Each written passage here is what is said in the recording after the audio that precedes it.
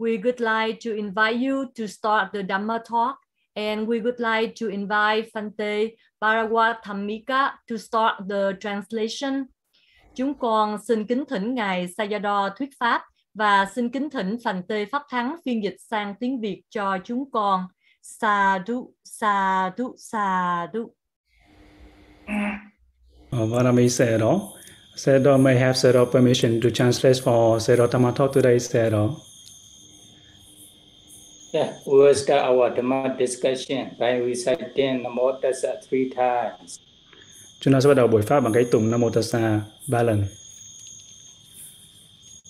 Namo Tassa Bhagavato Arahato Samma Sambuddhassa.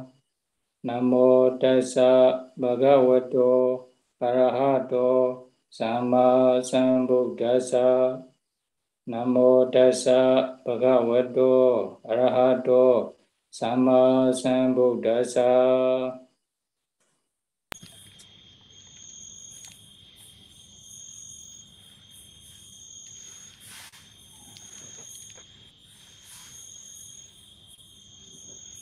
The causes of diseases occurring in the Buddha ways of treatment. This is the title name of the Dhamma talk today.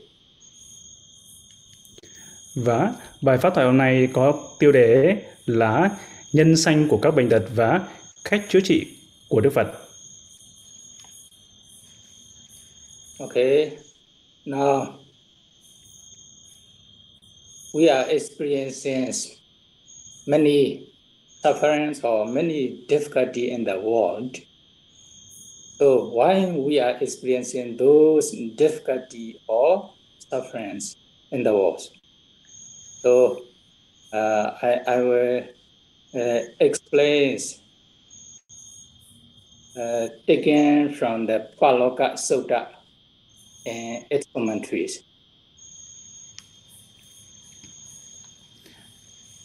Và tại sao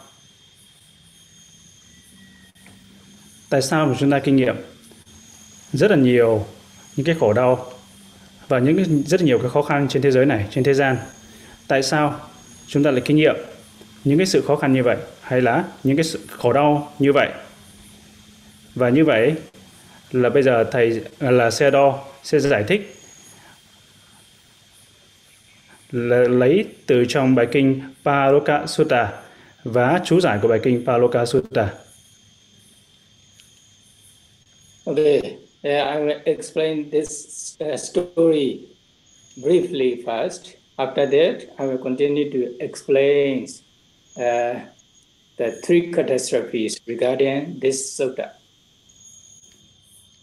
Lần đầu tiên Sayadaw sẽ giải thích một cách tóm tắt trước, sau đó thì Sayadaw sẽ giải thích một cách về ba cái sự kiện xảy ra. During the Buddha times, one rich brahmanas, okay, highest class of brahmanas, went to the Buddha. Then he asked the Buddha these questions. Và trong thời Đức Phật có một vị Bà La Môn ở giai cấp rất là cao. Vị đó tới và gặp Đức Phật và hỏi Đức Phật câu hỏi này. Bhante, in the past, this world was so clouded, so thickly and populated. Okay? Là vị đó với hỏi Đức Phật rằng: Bạch Đức Thế Tôn, trong thời quá khứ thì trái đất này có rất là đông người, rất là đông dân số. There was no space between people.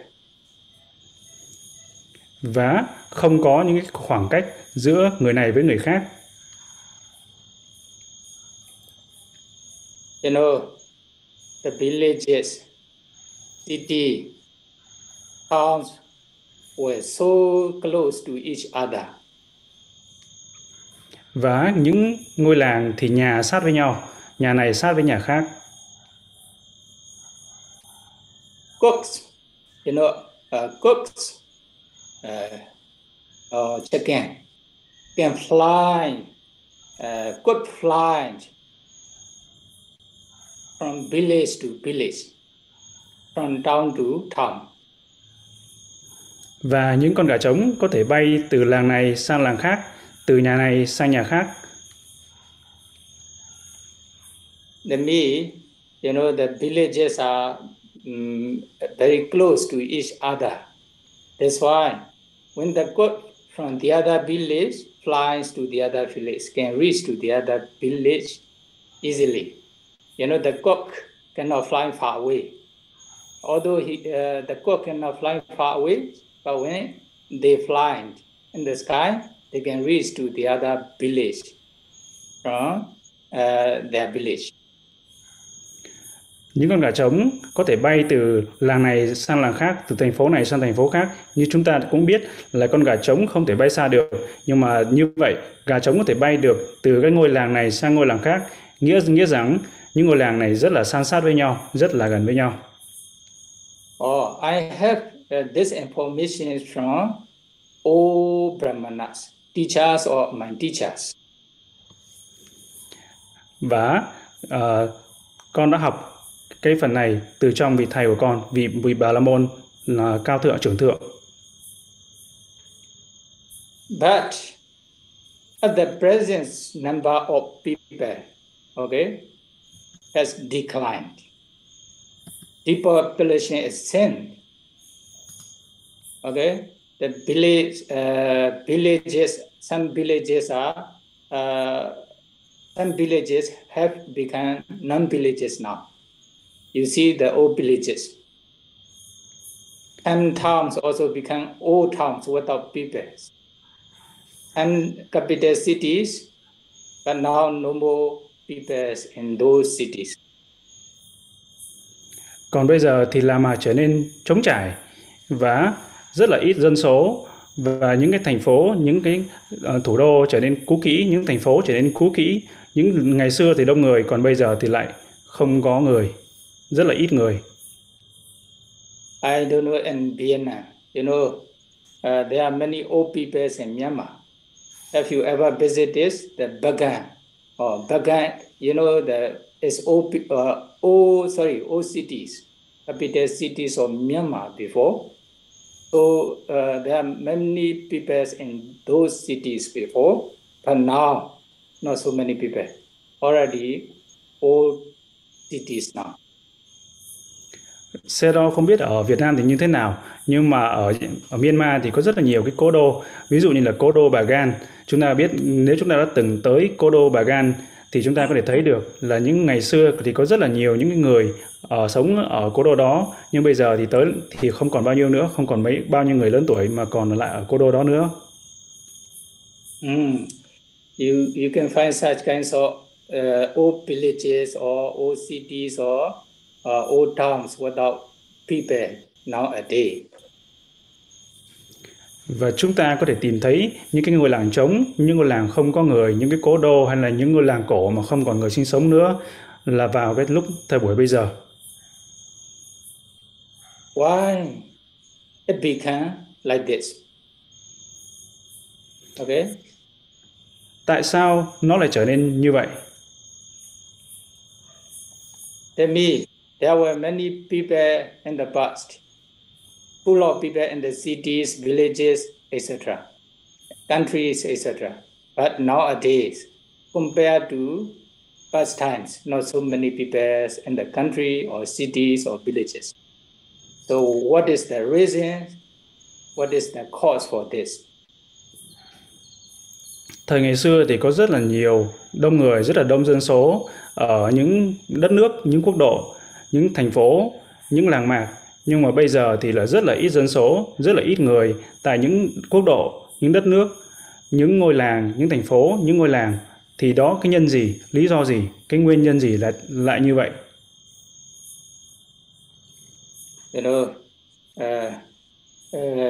This question was asked by the Brahmanas about more than 25,000 years ago. Okay? 2,500 years ago. Và câu hỏi này được hỏi bởi vị Bà La Môn là cách đây hơn 2.500 năm. So,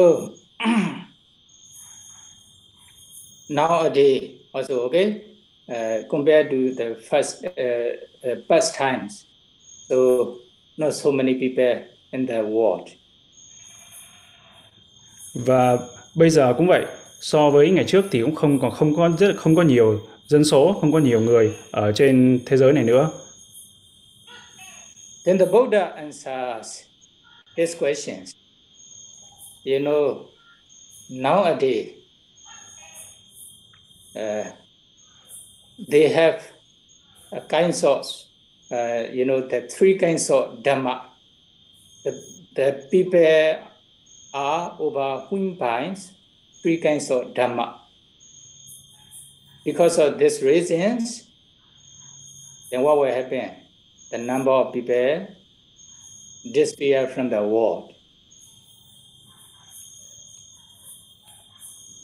Và Đức Phật, Ngài trả lời câu hỏi này, câu hỏi của vị Bà La Môn này, chúng ta biết rằng là bây giờ có rất là ít người, bây giờ họ có những cái bất thiện pháp xuất hiện, 3 cái loại bất thiện pháp xuất hiện trên thế gian, nên là chính vì thế là người ta bị kiểm soát bởi 3 cái bất thiện pháp này. Cái pháp này nên chính vì lý do này nên là cái điều gì sẽ xảy ra, đó là dân số trên thế giới là biến mất khỏi thế gian. The first one, Adama Raga, people are excited by illegal lust or Adama Raga. They have abnormal raga, abnormal attachment. Cái đầu tiên đó là con người có những cái gọi là Adama Raga, đó là có những cái tham ái bất thường, tham ái không bình thường, gọi là Adama Raga. Đó là cái đầu tiên. Then another one is a Visama Loba, or the people are overcome by unrighteous greed, or you know that too much greed, Loba. Cái thứ hai nữa là chúng sanh gọi là có cái Visama Loba, nghĩa là có những cái tham ái quá mức, tham ái không đúng đắn và quá là tham ái. At present, people are afflicted by wrong dhamma, wrong practice. Because of three dhammas, because of these three things. Okay, then you can translate first. Bởi vì thời buổi ngày nay thì con người đang bị chi phối bởi những cái bất thiện pháp này, 3 cái bất thiện pháp này. Okay, then according to this sutta, I will explain briefly. Then, because of Adama Raga,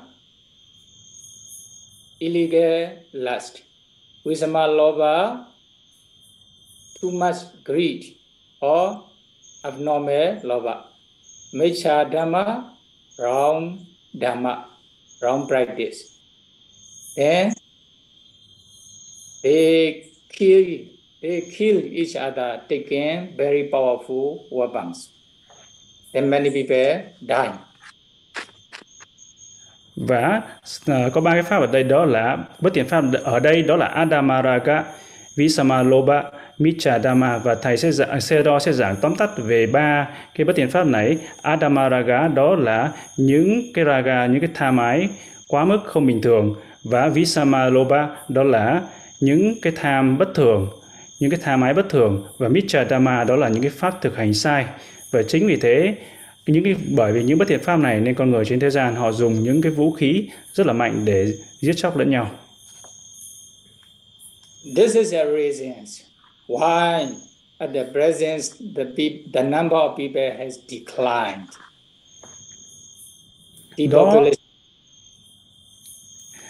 Đó là cái lý do mà tại sao mà dân số trên thế gian bây giờ giảm xuống. Okay, there are no people in the old villages, old town and old cities. So they are empty villages, empty city and empty town. Và chính vì thế nên không còn những con người ở những cái làng cổ, ngôi thành phố cổ, mà thành phố cổ như vậy không còn người. Những cái thành phố đó ngày xưa có đông người nhưng bây giờ thì không còn người ở những thành phố cổ, thành phố ngày xưa. Then another one, in the same way, the people has a lot of, illegal lust, adamaraga, abnormal or too much lobha, abnormal lobha or too much lobha, usama lobha. Then adama, micha dhamma, wrong practice or wrong dhamma. Because of these reasons, then the rain does not fall regularly. Bởi vì người ta có những cái pháp bất thiện, đó là adama raga, đó là những cái tham ái, tham dục bất thường, và visama lobha, đó cũng là những cái tham quá mức và cũng không bình thường, và miccha dhamma, đó là những cái bất thiện pháp. Và khi mà có cái adama raga thì mưa sẽ không rơi đúng thời. Then if there's no sufficient rain, so they have no water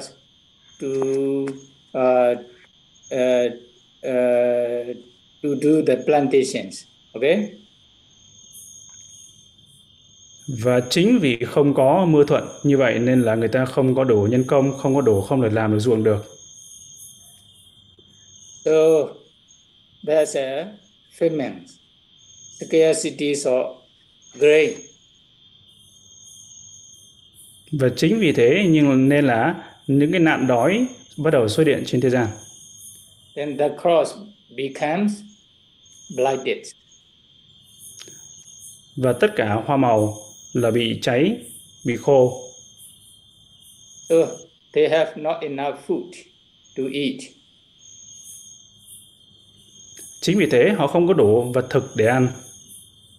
Not only one year by year, or they also experience the scarcities of water, and also scarcities of food. Then many people die. Và không chỉ là bị trong vòng một năm, mà bị năm này qua năm khác, họ thiếu nước, họ bị khô hạn, họ bị thiếu lương thực. Thiếu nước và thiếu lương thực dẫn đến kết quả là nhiều người chết, rất là nhiều người đã chết trong thời kỳ này. Because of these reasons, now the number of people has declined. Not so many people in the villages, cities, and town in the countries. Thì chính vì như vậy nên là cái số lượng dân số đã giảm xuống, không còn nhiều như ngày xưa, và giảm xuống từ các thành phố, đất nước, và dân số đã được giảm xuống không còn như ngày xưa nữa. At the present people, okay, they have adama raga, visama lobha, and miccha dhamma. Because of these three dhammas, then when they have these three dhamma, most of the people has these three dhammas, these three things, what happen? The powerful yakha release demons to the human world. Then they kill the human beings. Then the people die.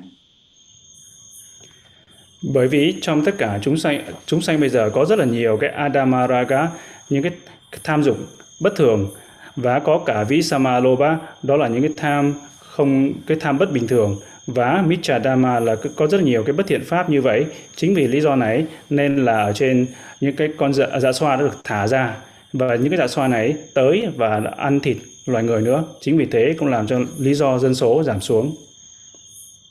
Then, because of this reason, at the present, the number of people has declined.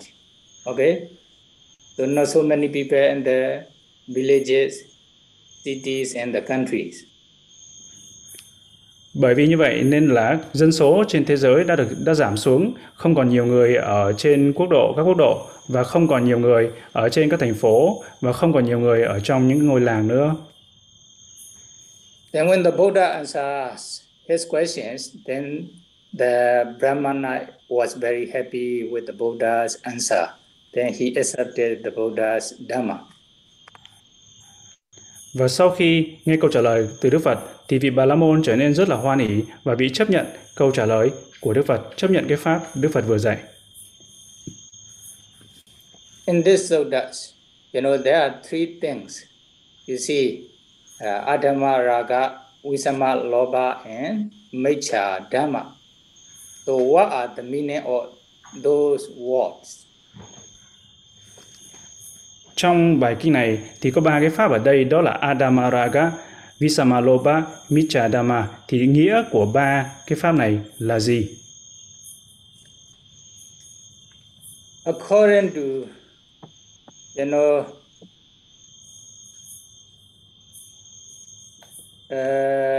Paloka Sutta, this sutta, Adama Raga means, Adama Raga is illegal lust, illegal raga. Và theo bài kinh này thì Adama Raga đó là những cái tham ái không bình thường, tham ái không đúng đắn, gọi là Adama Raga.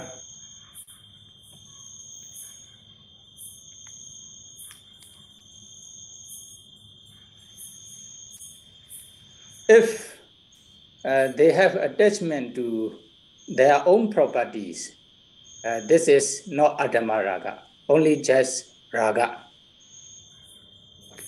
Nếu mà con người ta chỉ dính mắc vào cái tài sản của họ thôi thì cái đó không phải là Adama Raga, không phải là cái tham bất thường, mà cái đó là bình thường.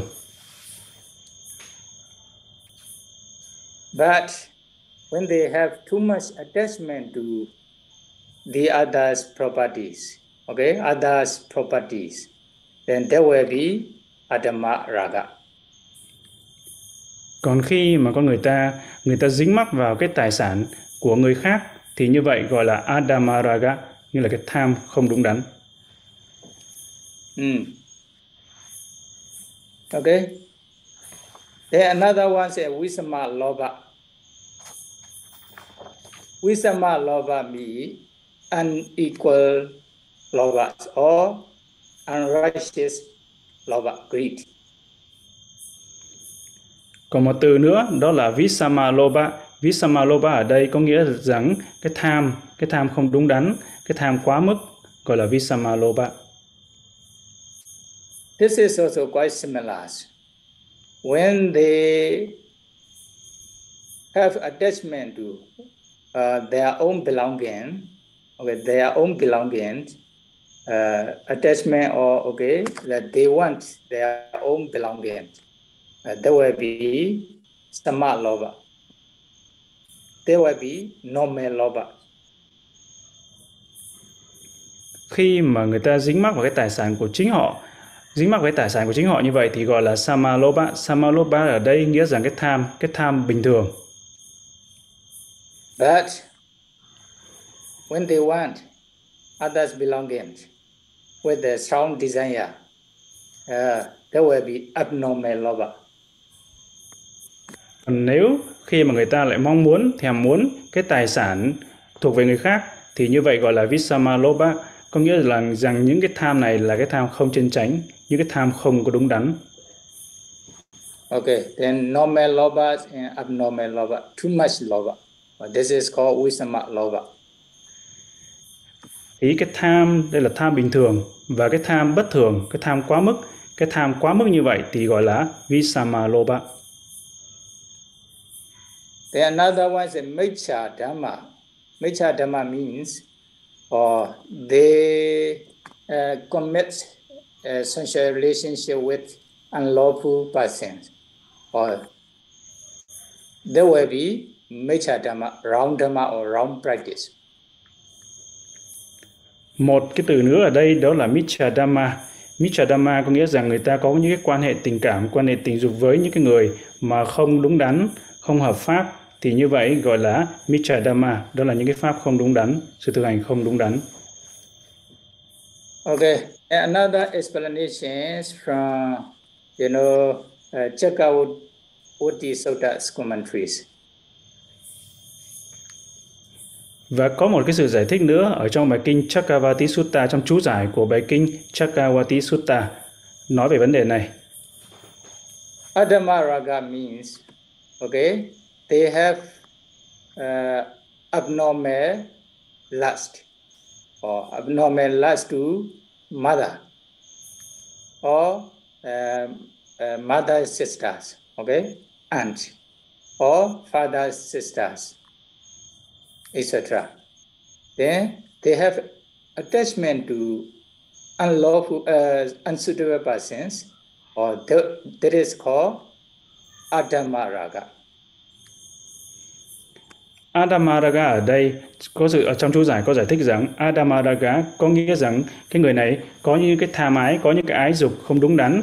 Ái dục ở đây là gì? Ái dục vào em của mẹ là gì, và em của bố là của cha là cô, hay là có những hay là vân vân tương tự như vậy, là những cái người không thích hợp, người vị này có cái tham ái, tham dục vào những cái và đứng cái người mà không nên, không thích đáng như vậy. The Visama Loba means, although their own husband, their own wife, but they have excessive loba, greed. Okay, they have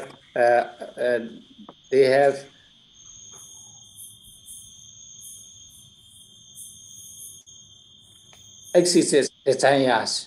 Okay, even those who are lawful, like working husbands. Mặc dù ví dụ trong trường hợp của Visamaloba ở đây nghĩa là trường hợp mà có vợ của mình hay chồng của mình, thì cái người đó họ cũng có những cái tham ái, nhưng mà cái tham ái này rất là lớn, nó bất bình thường tới những cái người mặc dù là hợp pháp đối với họ, là vợ của họ hay chồng của họ ấy, nhưng mà họ cái tham ái này theo một cái cách bất thường. Mecha Dhamma means, Purisana, Purisesu. They have abnormal sensual relationships to each other, men with men. Like gay with gay, something like this. Michadama ở đây có nghĩa rằng người ta có những cái quan hệ tình dục bất thường với nhau. Ví dụ như là quan hệ giữa người nam với người nam, hay là gọi là gay, hay là đồng tính nam. 80 Nensa 80 Su Chandara God, the women also have attachment to the women for sensual relationship, etc. Then this is also Mecha Dhamma, wrong practice. Và nữa, như câu Pali như Sayadaw vừa đọc, đó chính là cái sự dính mắc của người nữ với người nữ, hay cái tham ái của người nữ với người nữ, hay họ có những quan hệ tình cảm, quan hệ tình dục giữa người nữ với người nữ, thì đó gọi là Michadama, đó là cái sự thực hành không đúng đắn. As you know, there are many such kinds of people in the world. Okay, men marry with men, or women marry with women. This is their human right, they said. Như chúng ta cũng biết là trên thế giới bây giờ có rất là nhiều người nam cưới người nam, người nữ cưới người nữ, thì họ cho rằng đó là nhân quyền. Actually, this is wrong dhamma, wrong practice. Nhưng thực tế ra thì đó là cái sự thực hành sai, thực hành không đúng đắn. When there are these three things,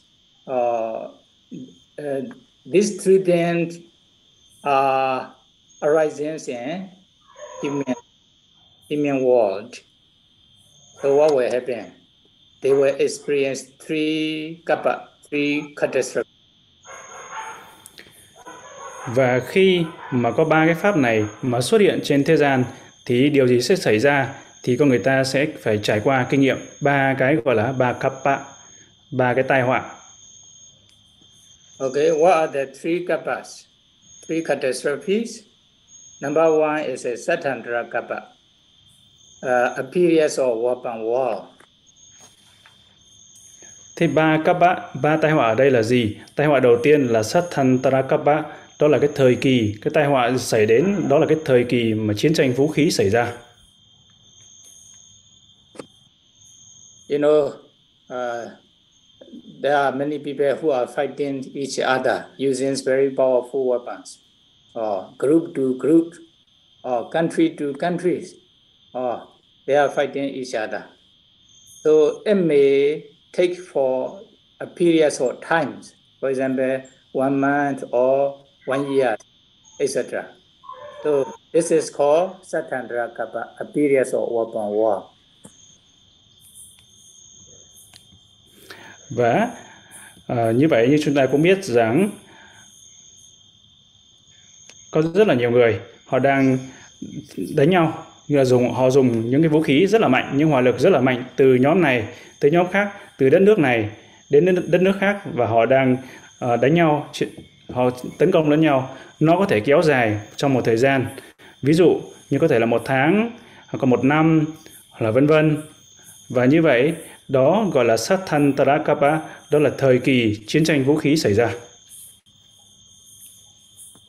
When this happened, when the people takes, you know, a lot of dosa. If there are a lot of dosas in the peoples in the world, then this a period of weapon war happen in the world. Tại sao mà nó xảy ra? Tại vì trong thời kỳ đó, khi mà cái tâm con người có rất là nhiều cái tâm sân dosa, cái tâm sân dosa này xảy ra, có xuất hiện nhiều trong chúng sanh, thì cái thời kỳ mà chiến tranh vũ khí sẽ xảy ra. Because of this war, many people die. Và cũng bởi vì cái cuộc chiến tranh này nên là rất là nhiều người đã thiệt mạng. As you know, there was also a period of weapon wars in Vietnam countries or Korea countries now happening in Myanmar. So during these periods of wars, many people die. Và như chúng ta cũng đã biết rằng có những cuộc chiến tranh vũ khí xảy ra ở Việt Nam, ở Hàn Quốc, ở Triều Tiên, và bây giờ cũng xảy ra ở Miến Điện. Và trong cái thời kỳ này thì cũng có rất là nhiều người đã chết, thiệt mạng. Okay, because of strong loba, because of strong dosa, or they want to kill each other, then they kill many people using very powerful weapons. So during this period, nobody can prevent them. Nobody can prevent them. So many people die. Bởi vì trong cái thời kỳ này thì con người có rất là nhiều cái tâm sân của họ rất là mạnh. Tâm sân mạnh như vậy nên họ đã giết hại lẫn nhau. Và bởi vì cái tâm sân mạnh như vậy, không ai có thể ngăn cản cái sự giết chóc của họ lại được.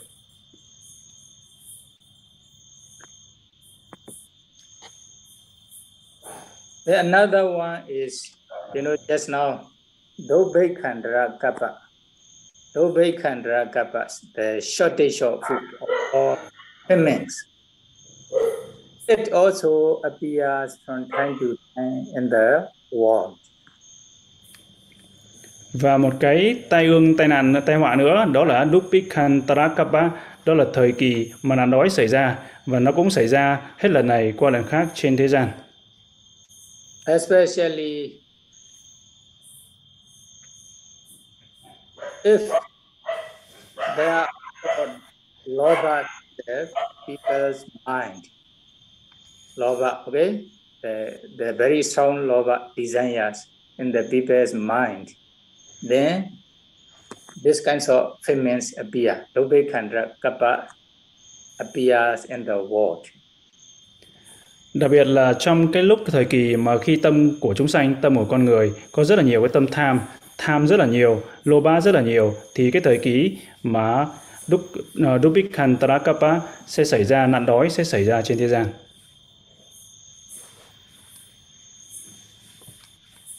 Because of the shortage of food, so they have not enough to they have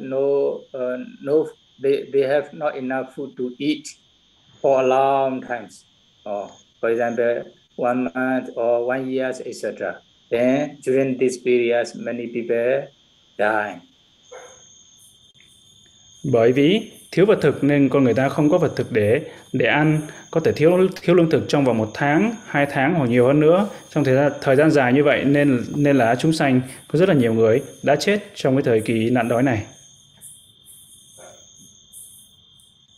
Then another one is if there are a lot of moha delusions in the people's mind, then Rogandrakapa happens in the world. Rogandrakapa appears in the world. Rogandrakapa means pandemic or epidemic diseases appears in the world. Và nữa, trong thời kỳ mà khi tâm của chúng sanh bị chi phối bởi tâm si rất là nhiều, thì thời kỳ đó sẽ có gọi là Rogantarakapa, nghĩa là cái tai họa do dịch bệnh xảy đến với chúng sanh, hay là cái thời kỳ mà dịch bệnh xảy ra trên thế giới. So now Sattandrakapa, because of Sattandrakapa, a period of open wars, then many people dies.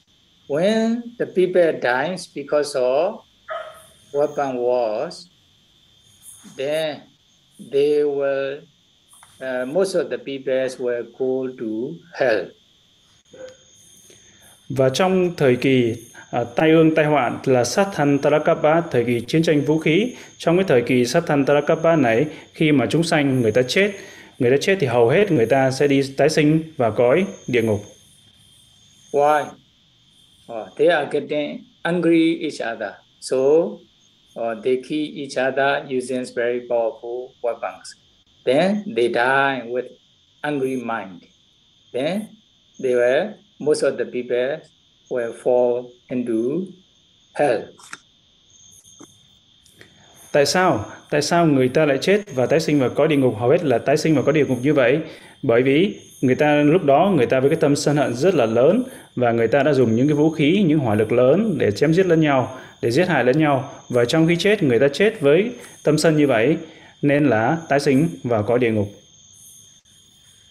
When the people die because of Dupikhantarakapa, shortage of food or famines, then what will happen? Most of the people will go to beta realms, ghost realms.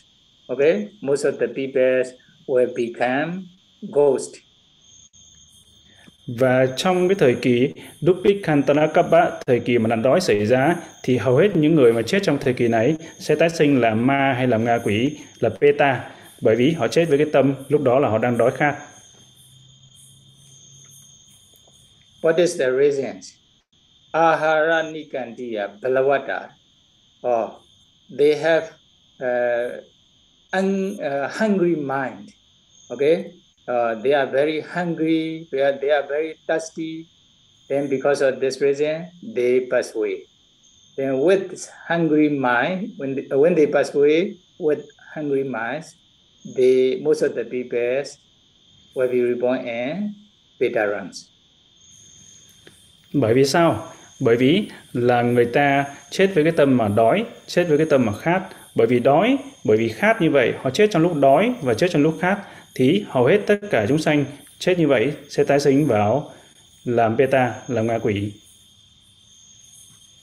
Rogandrakapa, the pandemic diseases, a kind of disease appears in the world. For example, now many people are experiencing the coronavirus infections in the world. Because of these reasons, many people die every day. Và Rogantarakapa, đó là thời kỳ mà dịch bệnh xảy ra trên thế gian. Thời kỳ này thì có rất là nhiều người bị chết. Ví dụ chúng ta thấy bây giờ, ngay hiện tại bây giờ thì có bệnh Covid và rất là nhiều người cũng đang chết vì căn bệnh này. Đó là Rogantarakapa. Rogantarakapa. Now we are experiencing coronavirus, the pandemic diseases in the world. Okay? Và bây giờ trên thế giới chúng ta cũng đang phải trải qua và đang phải chịu cái ảnh hưởng, cái dịch bệnh của Covid-19 như hiện nay. When they pass away because of this pandemic or a kind of disease like coronavirus disease, then most of the people will be reborn in good destination, such as human world or Deva world. Và hầu hết mọi người, những người mà chết trong cái thời kỳ của Rogantarakapa, thời kỳ dịch bệnh như thế này, thì hay là chết bởi dịch bệnh Covid-19 như bây giờ, thì hầu hết mọi người đó sẽ tái sinh vào những cảnh giới tốt như là cõi người và cõi chư thiên.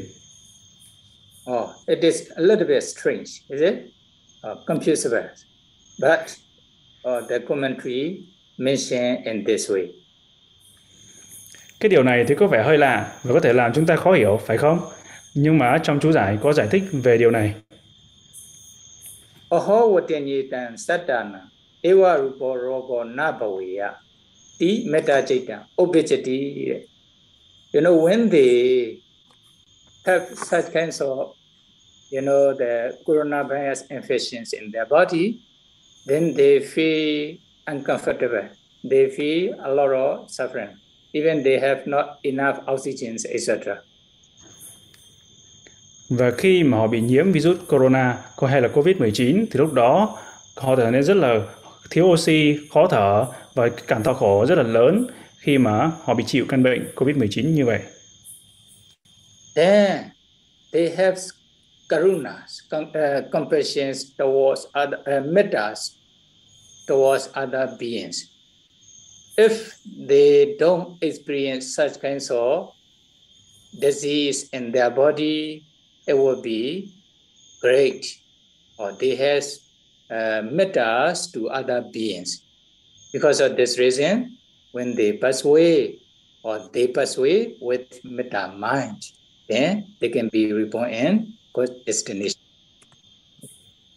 Và trong khi lúc mà họ bị bệnh tật như vậy thì cái lòng từ bi, cái lòng từ metta đã khởi lên trong tâm của họ ấy, và họ mong muốn chúng sanh khác là đừng có trải qua hay đừng bị cái khổ như chính họ đang bị như vậy, và họ có cái tâm từ metta đối với tất cả những chúng sanh, cầu mong cho họ không có bị khổ như chính bản thân họ đang chịu như thế này, và họ chết với cái tâm từ như vậy nên là họ được tái sinh vào cõi người hoặc là chư thiên.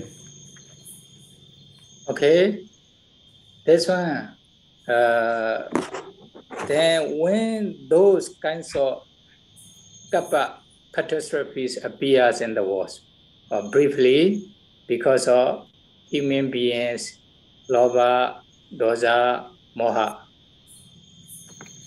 Và như chúng ta thấy là những cái tai họa này xảy ra trên thế gian, nếu nói một cách tóm tắt lại là do gì?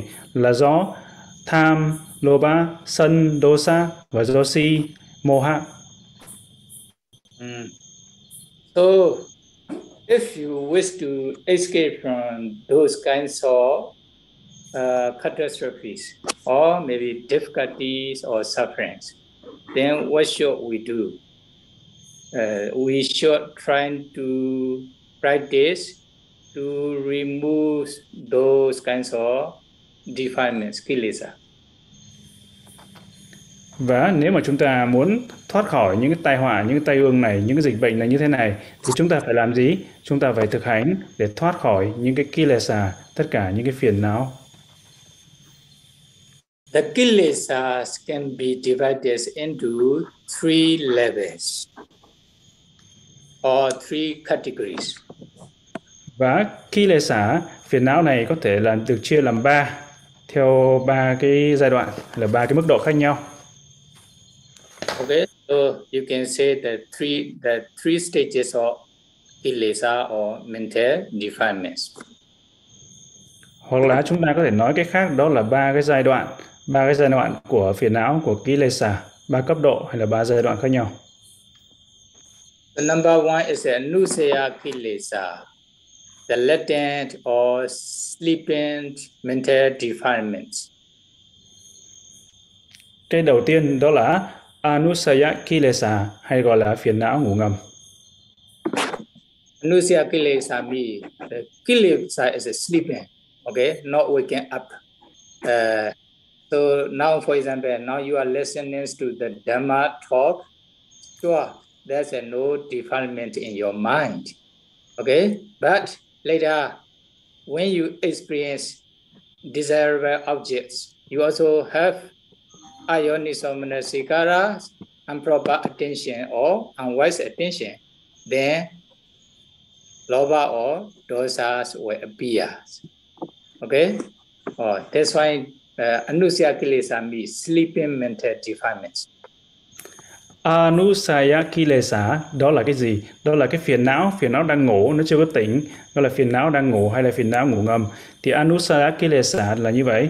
Còn như chúng ta đang nghe pháp bây giờ thì cái phiền não này chưa có khởi sanh.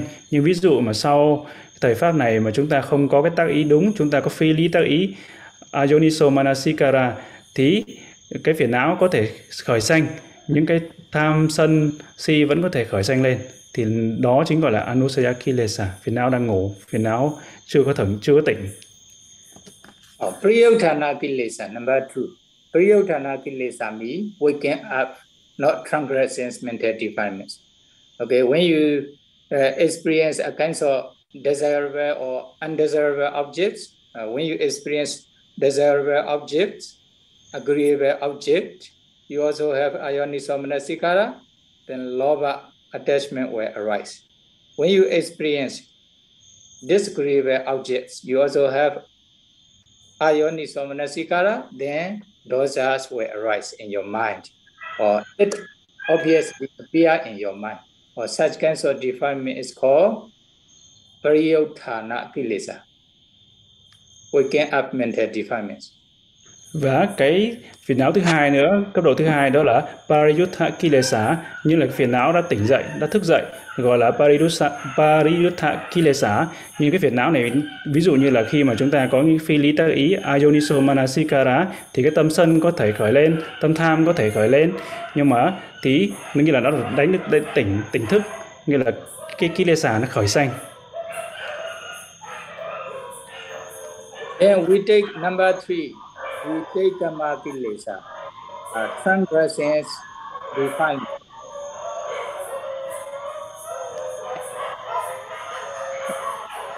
When this appears, when the kilesas appears, obviously appear in your mind, or you cannot control these defilements, or because of lobha, you commit. For example, you break a kind of rule, etc. Còn cái giai đoạn thứ ba ở đấy, đó là vitakama kilesa, đó là những cái phiền não khởi sanh. Ví dụ chúng ta có phi lý tác ý, mà những cái phiền não tham hay sân khởi sanh nên rất là mạnh, chúng ta không kiểm soát được. Bởi vì không kiểm soát được cái phiền não này nên là chúng ta đã làm những cái nghiệp bất thiện. Ví dụ như là chúng ta không giữ giới, chúng ta phá giới, chúng ta phạm giới, bởi vì cái phiền não này chúng ta không kiểm soát được, vượt qua tầm kiểm soát mà tạo nên cái hành động.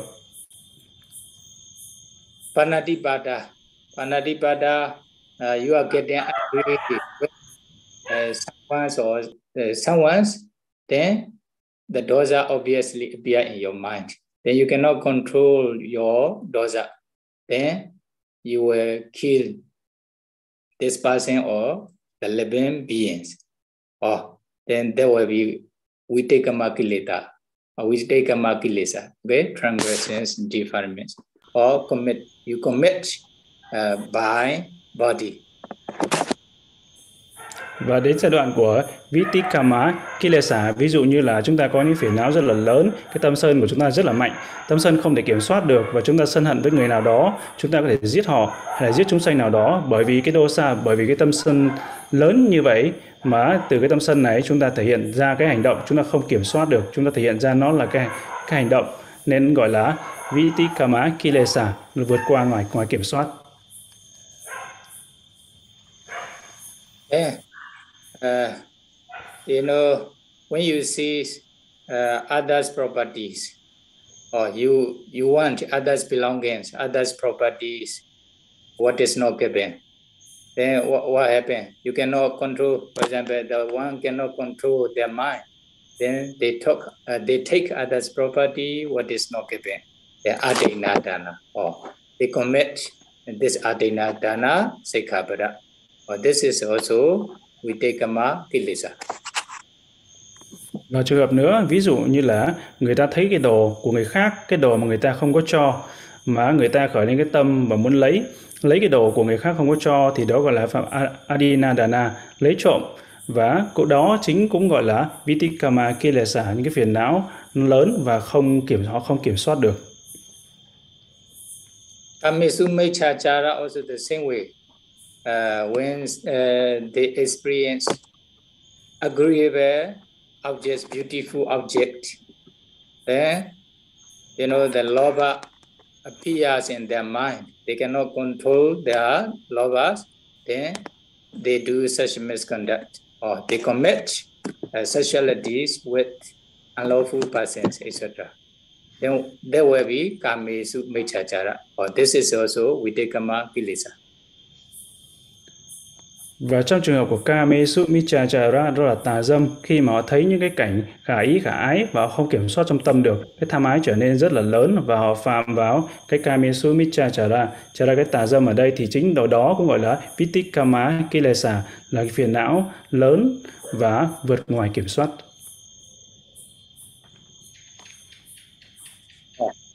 Then, you know, although there are 3 stages of kilesa defilements, or if the kilesa is sleeping in your mind, although the kilesa arise if you don't commit, then you can maintain the 5 precepts not to break. Although there's a kilesa in your mind, or it will not produce to be reborn in full state. Và chúng ta có 3 cái giai đoạn, 3 cấp độ của cái phiền não. Ví dụ như là, và nếu mà chúng ta có những phiền não mà chúng ta trong cái tầm kiểm soát, chúng ta không để nó trở thành cái hành động, chúng ta có thể kiểm soát được và chúng ta có thể giữ giới được, thì nó là những cái phiền não này giống như là chúng ta giữ giới. Có phiền não, mặc dù là có phiền não nhưng chúng ta vẫn không làm phạm giới, chúng ta vẫn giữ được giới. Because of kilesa defilements, if they break the 5 precepts, or not only one time, many times, or they have no intentions to observe the precepts again, etc. Then, because of the breaking of sila, 5 precepts, then they will be reborn in full states. Bởi vì những cái phiền não lớn như vậy và họ không kiểm soát được cái phiền não này và họ phạm giới, đặc biệt là phạm ở 5 giới, họ phạm đi, phạm lại, phạm nhiều lần phạm ở 5 giới như vậy, và nếu phạm giới như vậy thì họ sẽ chết và tái sanh vào những cảnh giới khổ. Okay, so briefly, vitekama kilesa,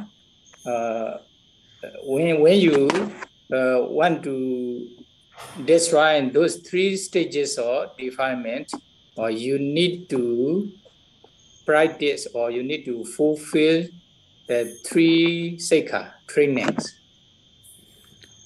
Và đấy, vitikama kilesa, đó là những cái phiền não quá lớn, vượt ngoài kiểm soát. Và như vậy, hay là 3 cái phiền não ở đây, 3 cái giai đoạn của phiền não. Mà nếu mà chúng ta muốn xóa bỏ được, muốn loại bỏ được 3 cái giai đoạn của phiền não này, thì chúng ta phải làm gì? Chúng ta phải thực hành. Đó là chúng ta thực hành 3 cái sikha, 3 cái sự thực hành. What are the 3 trainings? 3 sikhas.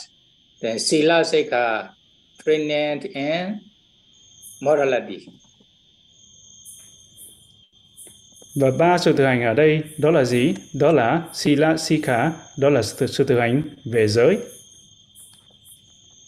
And for lay persons, need to keep 5 precepts not to break. Or although they break a kind of sila because of heedlessness, then later need to maintain the silas not to break again. In this way, when they train, then after sometimes they will be able to maintain the 5 precepts not to break. Then their morality will be pure. Because of the pure morality, or because of you are maintaining the morality not to break, then you destroy the vitekama kilesa. Và đối với cư sĩ thì giới ở đây là giữ 5 giới. Thì nếu mà trong trường hợp họ thất niệm mà họ làm đứt giới thì họ xin lại giới và họ tiếp tục thực hành giới, giữ gìn giới 5 giới. Thì nếu mà thực hành 5 giới trọn vẹn như vậy, làm trong sạch 5 giới như vậy thì họ sẽ có thể loại bỏ được vitikama kilesa, là cái loại phiền não vượt ngoài kiểm soát, thì họ sẽ loại bỏ được vitikama kilesa. Okay, then this is very important. Okay, there are 3 trainings. Although you cannot try to fulfill samadhi sekha and panya sekha successfully, but if you can keep your morality to be pure, not to break 5 precepts, especially not to break the 5 precepts. For bhikkhu precepts, for sales precepts, their morality is pure. So, because of pure morality, they can be reborn in good destinations. Là mặc dù nếu mà chúng ta chưa thể có thể phát triển được samadhi sikha, định, và panya sikha là tuệ, nhưng mà chúng ta giữ được giới, đó là sila sikha. Giới ở đây đó là 5 giới của người cư sĩ, và giới của tỳ kheo, của bhikkhu là giới bổn tỳ kheo, giới tỳ kheo ni là giới bổn tỳ kheo ni, sa lê tu nữ là giới của tu nữ. Nếu mà chúng ta giữ được giới trong sạch, thanh tịnh, thì chết với cái sự giữ giới như vậy thì chúng ta sẽ tái sinh vào những cảnh giới tốt đẹp. Okay, they still have defilements, but they were not commit. They were not commit by bodily, by the speech, etc. Because of this reason, they can control their bad actions, bodily bad actions, and verbal bad actions. Because of this reason, they become a good persons. These good persons will never fall into full state. Mặc dù là họ chưa có loại bỏ được những cái phiền não, nhưng mà họ vẫn có kiểm soát được cái thân, cái khẩu. Họ không có làm những hành động sai, những hành động bất thiện về thân, hay là hành động bất thiện về khẩu. Chính vì thế nên là họ vẫn giữ được cái giới của họ, và chính vì thế sẽ được tái sinh vào những cảnh giới tốt đẹp. Then, if they want to practice concentration, to be able to control their priyotthana kilesas. Priyotthana kilesa waken up mental defilements. Although they can maintain the precepts, if there's no concentration, samadhi in their mind, the 5 hindrances or kilesa will appear frequently, obviously. Và nếu mà họ chưa có kiểm soát được cái kilesa như vậy thì nếu mà giữ được giới thì họ sẽ có thể thực hành định, và họ có thể, mặc dù họ chưa có thể kiểm soát được cái pariyutta kilesa là những cái phiền não đó tỉnh thức như vậy, thì họ là 5 cái triền cái khởi sanh. Although they want to stay without defilements peacefully, although they want to stay peacefully, calmly with one object, okay, without any defilements. But if there's no concentration, they cannot stay peacefully. The kilesa will torture their mind. Mặc dù là họ mong muốn được cái sự an tịnh, được cái sự an bình, được cái sự định tĩnh và không có triền cái khởi sanh, nhưng mà cái phiền não họ vẫn trói buộc họ, vẫn bó buộc họ, bởi vì phiền não vẫn còn.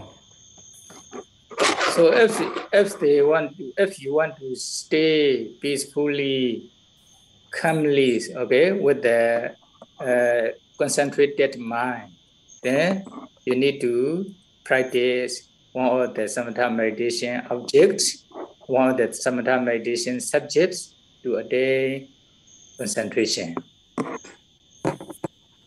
Mà nếu mà chúng ta muốn có được cái tâm an bình, mà có cái tâm định tĩnh, thì chúng ta phải chọn một trong những cái đề mục thiền định để hành cái đề mục thiền định này để có được cái tâm an bình, cái tâm định tĩnh. For example, you can practice anapana meditations according to the Buddha's instruction. Okay, then finally you can be successful in anapana meditation. You can stay with the breath object for a long times. Then finally you can attain up to jhana's concentration state. Ví dụ như là khi mà chúng ta thực hành thiền Anapanasati theo lời dạy của Đức Phật, thì thực hành thiền Anapanasati chúng ta có thể chứng lên tới sơ thiền, nhị thiền, tam thiền và tứ thiền bằng cách thực hành thiền Anapanasati, thiền niệm hơi thở. You prefer the other meditation subjects, for example, metta or karuna or mudita. Okay. Also Asubha meditation, also one of the Kasina's meditation, etc. Then, if you are successful, then you can attain jhana's concentration state, maybe SS concentrations or jhana's concentration states. Then you can stay peacefully without hindrances, without defilements, because they are opposites of each other. Concentration is opposites of hindrances. Nếu mà chúng ta mong muốn thực hành những cái đề mục thiền khác, ví dụ như là thiền Kasina, thiền bất tĩnh, thiền tâm từ, tâm bi, tâm hỷ, hay là bất kỳ đề mục thiền định nào để có thể đạt tới jhana hoặc đạt tới cân đỉnh. Và nếu mà chúng ta đạt được jhana hay cân đỉnh thì chúng ta sẽ tránh xa khỏi được những cái triền cái. Tại vì những phiền não này, tâm định này và những cái triền cái là nó trái ngược lại với nhau. Nếu mà chúng ta muốn có được cái tâm an bình, định tĩnh, an lạc thì chúng ta phải hành những cái đề mục thiền định để có được jhana hoặc là cân đỉnh. Bởi vì cái jhana và cân định, tâm định là ngược lại với những cái phiền não, những cái triền cái. From time to time, because of ayoniso manasikara, hindrances or defilements may arise. But because of concentration, power of concentration, they can immediately control their mind, or they will not commit. Okay, they will not commit any precepts. Bởi vì có cái tâm định như vậy nên là người ta có thể kiểm soát được cái tâm của họ, và bởi vì kiểm soát được cái tâm của họ nên là họ sẽ giữ được giới và họ sẽ không bị phạm giới, không bị đứt giới. When they have concentration, or they can also stay peacefully without any defilement in this present life. Và khi mà người ta có định thì người ta có thể thoát khỏi tất cả những cái phiền não ngay trong cái kiếp này. Họ có thể xa rời các phiền não ngay trong kiếp này. They can also practice vipassana based on these concentrations. Và họ có thể tiếp tục thực hành thiền quán, thiền vipassana dựa trên cái nền tảng của định này. Because of this concentration, they can be reborn in good destination. Okay, even in Brahma world. Bởi vì năng lực của định này nên người ta sẽ có thể tái sinh vào cảnh giới tốt đẹp, và ngay kể cả có thể tái sinh vào những cảnh giới của Phạm Thiên Brahma. Okay, this is Samadhi Sikha training and concentration. Và đây chính là Samadhi Sikha, sự rèn luyện về định. Samadhi Sikha. Samadhi Sikha, okay. Then another one is Pinya Sikha. Although you can control your mind, not your defilement not to arise obviously because of concentration. Okay, with the concentrations, but you still have anusaya kilesa, the latent mental defilements or sleeping mental defilements. If you cannot maintain your concentration, or if you have ayoniso manasikara, it may appear obviously. Then even you may break the precepts, etc. Can happen. That's why you still need to continue to practice vipassana or wisdoms to destroy anusaya kilesa. Mặc dù chúng ta có định có thể tạm thời đè nén được tất cả những cái phiền não, nhưng mà chúng ta vẫn còn có anusaya kilesa, đó là những cái phiền não ngủ ngấm. Nếu trong những trường hợp mà chúng ta có phi lý tác ý ayoniso manasikara thì những phiền não này vẫn có thể khởi sinh, nên là thì chúng ta vẫn cần phải tiếp tục thực hành thiền quán, thiền vipassana để diệt bỏ hoàn toàn cái anusaya kilesa, những cái phiền não ngủ ngầm. Okay, then based on concentration, they can practice 4 elements meditations. Then based on this 4 element meditation, they can continue to discern rupa as they really are. Then they can also continue to practice nama according to the Buddha's instruction systematically. Then they will be able to analyze or realize the nama and rupa as they really are. Và dựa trên nền tảng của định này thì người ta có thể thực hành thiền tứ đại, và dựa trên thực hành thiền tứ đại là bắt đầu họ có thể thấy được cái sắc pháp như chúng đang là, và họ có thể thấy được danh pháp như chúng đang là, và họ có thể để phân biệt được cả danh pháp và sắc pháp như chúng đang là. There will be the beginning state of vipassana or the training and wisdom. Vinyasika. Và đây mới chỉ là sự khởi đầu của sự thực hành Panyasika, cái sự thực hành về trí tuệ. After analyzing nama and rupa as they really are, then they should continue to find their causes. Okay, their causes. Then they will be able to find their causes as they really are when you practice systematically. Và sau khi mà đã phân biệt được danh sắc như chúng đang là, thì bắt đầu phải tiếp tục tới thực hành để cái nhân của danh và sắc, và phân biệt được cái nhân của danh và sắc như chúng đang là. Then, when you can find their causes, then you also understand their causes. Or maybe, the analyzing of nama rupa is called dukkha secca. You analyze, you penetrate the dukkha secca, the noble truth of suffering. When you can find their causes as they really are, then you realize samudaya secca, the noble truth of origin of suffering. Và khi mà chúng ta có thể phân biệt được danh sắc và chúng ta phân biệt được nhân của danh sắc như chúng đang là, thì chúng ta sẽ thấy được samudaya secca, đó là khổ đế, và thấy được khổ thánh đế là khi mà chúng ta phân biệt được cái nhân của nó, tìm được nguyên nhân của nó như chúng đang là. Nama rupa and their causes or dukkha secca and samudaya secca are the objects of vipassana.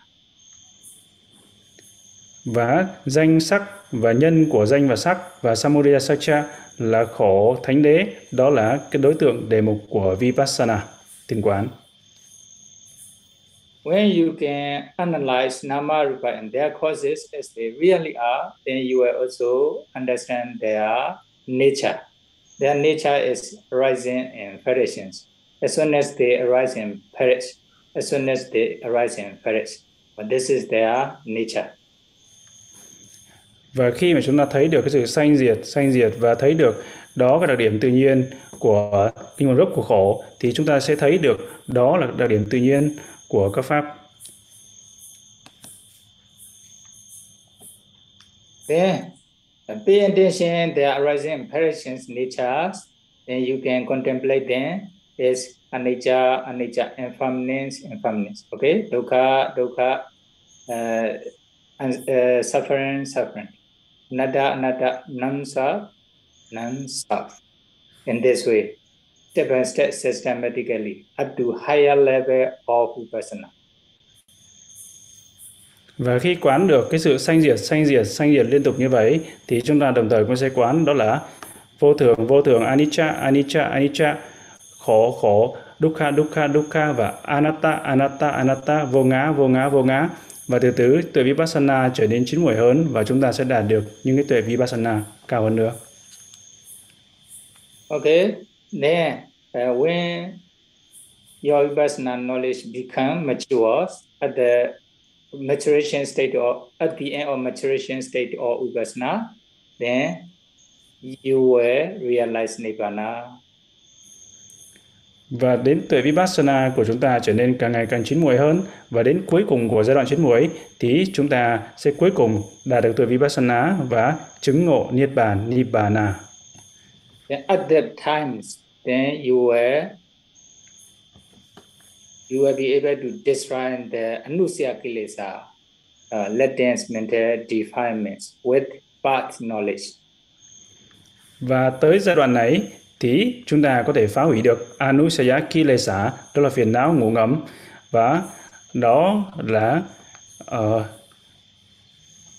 khi mà chúng ta có thể phá hủy được anusaya kilesa trong cái giai đoạn này, bởi vì do cái năng lực của đạo tuệ.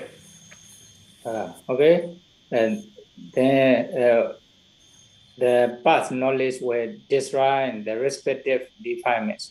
For example, when you become Sotapanna, when you attain Sotapatti Magga Jnana, then this Sotapatti Magga Jnana will destroy the Deity and Vicikicca, wrong view and doubt completely. Then it will also destroy all defilements which can gross defilements which can cause for awful state. So they will never commit very serious offense, okay, which can cause for awful state. Và đạo tuệ sẽ loại bỏ, sẽ diệt trừ được những cái phiền não tương ứng, ví dụ như là Sotapatti Magga, đạo dự lưu, thì sẽ loại bỏ được những cái phiền não đó là tà kiến và hoài nghi, và một số những cái phiền não thô, và bị loại bỏ được những cái phiền não thô này thì loại bỏ được tất cả những cái nhân mà tái sinh vào 4 con đường ác đạo. When they can continue to practice vipassana, or they can also attain higher level of Magga, okay, higher and higher. Then higher Magga Jnana will destroy the other remaining defilement step by step. Và khi họ có thể tiếp tục thực hành nữa thì họ có thể chứng được những đạo cao hơn, và những cái đạo cao hơn thì sẽ loại bỏ được những cái phiền não tương ứng với những cái đạo tuệ đó. Okay, then when you realize Nibbana, then you also penetrate the Nirodha Satya, the noble truth or the cessation of suffering. Và khi mà chúng ta chứng ngộ được Niết Bàn thì chúng ta sẽ đạt được Nirodha Satya, đó là diệt đế, và kinh nghiệm được diệt đế Nirodha Satya. You practice, you know, the three trainings beginning from Sila Sikha, then after that Samadhi Sikha, then Panya Sikha, step by step, until you realize Nibbana. Then you also realize Magga Satya, the way of the practice leading to the cessation of suffering. Và như vậy chúng ta thực hành từng bước một đến khi chứng ngộ Niết Bàn, và khi mà chúng ta đạt được đạo tuệ thì như vậy chúng ta đã kinh nghiệm được là Magga Satya, là đạo tuệ hay là đạo đế, hay là con đường mà dẫn tới diệt khổ, dẫn tới Niết Bàn. So they penetrate the Four Noble Truths. Và như vậy thì chúng ta có thể chứng ngộ hay là thấu suốt được tứ thánh đế. Okay, then the causes of diseases or occurrence. Why the diseases occurrence according to this sutta and commentary? Because of lobha, dosa, moha. Not normal lobha, dosa, moha, abnormal lobha, dosa, moha. Then such kinds of diseases such as coronavirus, etc. appears in the world. Và những cái nhân sanh của bệnh tật ở đây là gì? Theo bài kinh này và theo chú giải thì đó là do tham, sân, si, lobha, moha, dosa, moha. Nhưng mà đây tham, sân và si ở đây đó là gì? Đó là những cái tham và sân và si bất thường Và cái bệnh tật giống như là corona hay là Covid-19 ở đây cũng là do cái nhân của nó là do những cái tham, sân và si bất bình thường quá mức. So, if you wish to escape from those kinds of diseases or sufferings, okay, then need to practice the three things successfully. Even if you can practice the first Sila Sekha successfully, then you will be able to prevent those kinds of diseases not to arise in you or your family or your country or the whole world. Mà nếu mà như chúng ta muốn thoát khỏi tất cả những cái sự khổ này thì chúng ta phải thực hành viên mãn ba cái sự thực hành, và ngay kể cả khi mà chúng ta chỉ thực hành viên mãn cái giới thôi thì chúng ta có thể giúp được lợi ích rất là nhiều cho chúng ta, cho bản thân chúng ta, cho gia đình chúng ta, cho thân quyến của chúng ta, cho quốc độ của chúng ta, để thoát khỏi những cái sự khổ đau, những cái dịch bệnh hay là những cái căn bệnh, những cái tai họa như vậy. Okay, then if a few people take the practice the Sila Sekha, etc., especially Sila Sekha, if they can maintain Sila purely, then they can prevent those diseases not to arise in them or their family. Then if many people maintain the five precepts or respective precepts not to break, then because of Sila, Shua, they will not fight each other, they will not kill each other. Or because of Sila, the pandemic disease also will not appear in the world.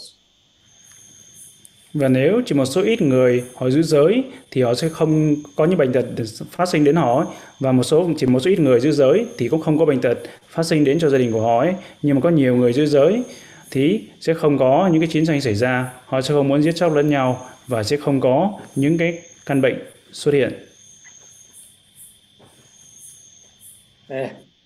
By knowing what is the cause of occurrence of diseases and what is the Buddha's way of treatment for this, may be able to follow the Buddha's instruction, the Buddha's treatment.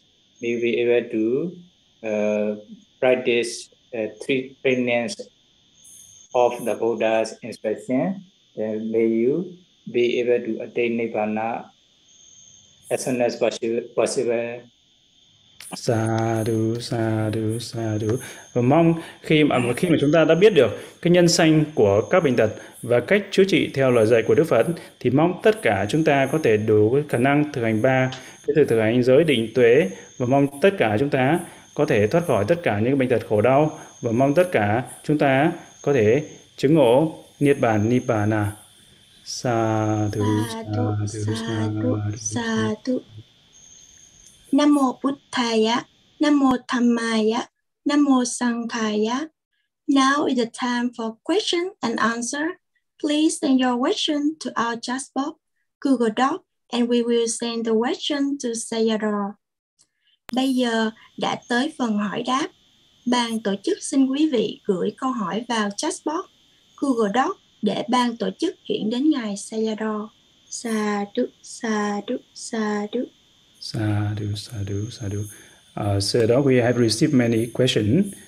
And may I share the screen, Sayadaw? Yeah. A question in Vietnamese, so I will translate into Vietnamese. Yes. Câu hỏi đầu tiên đó là từ Trúc Lực. Nguyên nhân xảy ra đại dịch Covid gây khổ cho tất cả địa cầu và những người đã chết, có phải họ cùng tạo nghiệp nên có duyên tương ưng cùng nhau hay chết hàng loạt hay không? Venerable Sayadaw, the question here, they ask Venerable Sayadaw, is that mean for nowadays the COVID-19, so many people die, and because they do akusala karma together, because of that, so they have the karma vibhaka together and encounter the COVID-19. The question is, because of they do the akusala karma together in the past or not? Yes. not because of the result of agusala karma only. Okay, this kinds of pandemic appear from time to time in the world since 500 years of human lifespan. Okay, then not all the times, from time to time appears. When it appears, so many people dies because of maybe the results of agusala karma also, but not only this, because of the nature of kappa, okay, three catastrophes. Cái này nó có thể là xảy ra bởi cái nghiệp bất thiện akusala karma, nhưng không hẳn chỉ đơn thuần là họ làm cái nghiệp bất thiện cùng với nhau. Và cái thời kỳ dịch bệnh này xảy ra trên thế gian, đó là lần này có lần khác, nó xảy ra, đó là đặc điểm tự nhiên, lần này có lần khác. Cái dịch bệnh này có thể xảy ra, hay là chúng ta có là ba cái tai họa nó xảy đến, hết lần này là qua lần khác. Just now I already explained, these three things, Adama, Raga, Udama, Loba, and Mecha Dhamma appear since the 500 years of human lifespan in the declining world. Then such kinds of, Satandra Kappa appears of a period of weapon wars, Rogandra Kappa pandemic diseases, Dobekandra Kappa famines can appear in the wars from time to time. When this appear, although some are very virtuous, their morality is quite good. They also have some concentration. Even they also can pass away during these periods. Và như Sayadaw đã giải thích từ ban đầu, đó là có ba cái Adama Raga, Visamaloba và Micha Dhamma. Ba cái sự kiện này xảy ra, ba cái pháp bất thiện này xảy ra, đó là cái tham quá mức, tham ái, tham dục quá mức, tham quá mức và cái sự thực hành không chân chánh xảy ra. Thì nó bắt đầu từ khi mà cái tuổi thọ con người giảm xuống còn 500 tuổi, thì hết lần này lần khác nó sẽ xảy ra, và tất cả những cái bệnh dịch nó cũng xuất hiện trên thế gian, và nó cũng hết lần này qua lần khác nó xảy ra. Mặc dù là trong cái thời kỳ này thì cũng có một số người họ giữ giới và họ cũng có định, nhưng mà họ cũng sẽ chết. During the Buddha times, when such kinds of pandemic diseases happened in their city, then the parents asked their sons to break their walk and go away from this place. Then they can be free from this pandemic diseases, etc. Then if they don't care, then they also get infections. Then although their morality is pure, still can still die. Okay? Và trong thời Đức Phật cũng vậy, là cũng có một cái câu chuyện, đó là cha mẹ của người đó bảo đứa con trai phải phá vỡ tường và chạy trốn đi vì cái bệnh dịch. Mặc dù trong thời gian đó là người ta có giới, mặc dù người ta có giới như vậy, nhưng mà nên người ta vẫn có thể chết do dịch bệnh. Nên là trong câu chuyện thời Đức Phật cũng đã có là cha mẹ là bảo đứa con đẩy cái tường để chạy trốn, để trốn khỏi cái bệnh dịch đó và để có thể sống sót. Okay, if you don't want to experience this one, what should you do? Then trying to fulfill the three trainings. If there are many people who are fulfilling these three trainings successfully, they can be able to destroy the defilements. Okay, loba, dosa, moha, or they can reduce loba, dosa, moha. Or then, because of lack of loba, dosa, moha, defilements in human's mind, then they will not make such kinds of problem. Then pandemic disease also will not appear frequently in the world or will not be serious. Và như vậy thì con người ta làm sao để tránh khỏi những cái bệnh tật này? Thì đó là tất cả chúng ta phải nên thực hành ba cái sự thực hành, và Bởi sự thực hành này thì chúng ta tất cả những cái phiền não, những cái tham ái, tất cả những cái bất thiện pháp sẽ giảm xuống, và do cái bất thiện pháp giảm xuống và khi mà có giới hành như vậy thì tất cả những cái dịch bệnh từ từ nó sẽ giảm bớt và dịch bệnh sẽ không còn xuất hiện trên thế gian. Yes, Sayadaw. And another question. Xin hỏi câu thần chú hữu hiệu nhất để người bệnh được tiêu trừ bệnh tật là gì? Now, Venerable Sayadaw, do we have any mantra to chant to able to kill all the diseases or the sickness? This one, okay. The Buddha gave Bojjhanga Sutta. Okay, Bojjhanga Sutta.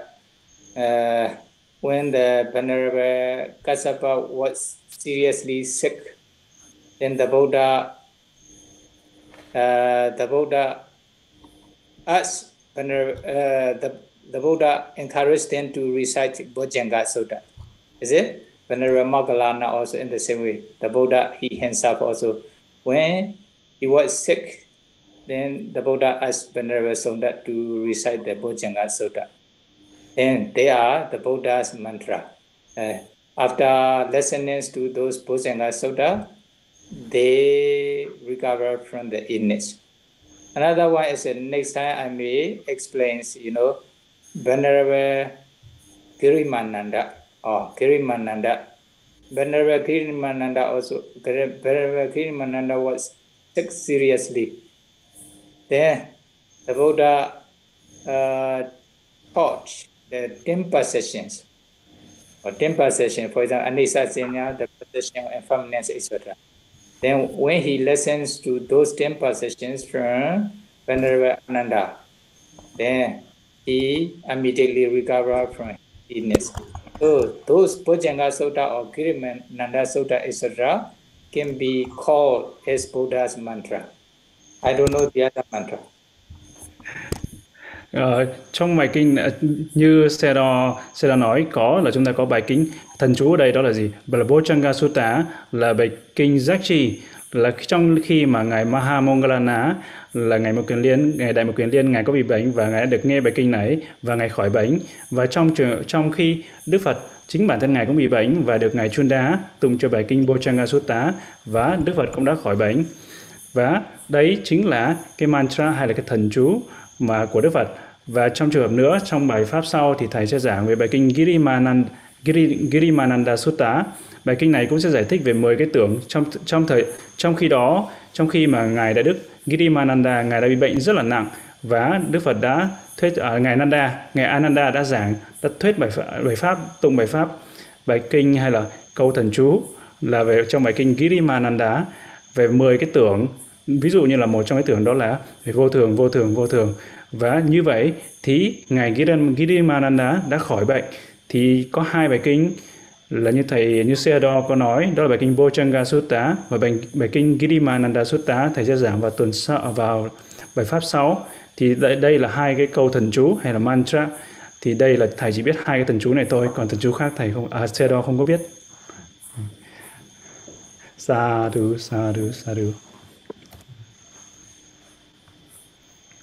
Vấn đề Pháp Thắng câu hỏi tiếng Việt có sẵn trên màn hình, mình khỏi đọc cũng được vấn đề. Ok, yeah. Thì mọi người đều đọc được màn hình đúng không? Yeah.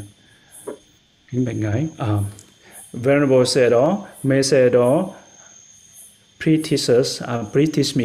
I am a married beginner practice Anapanasati. So how can I balance the Saddha and Panya and Samadhi and Viriya? Sadhu Sayadaw.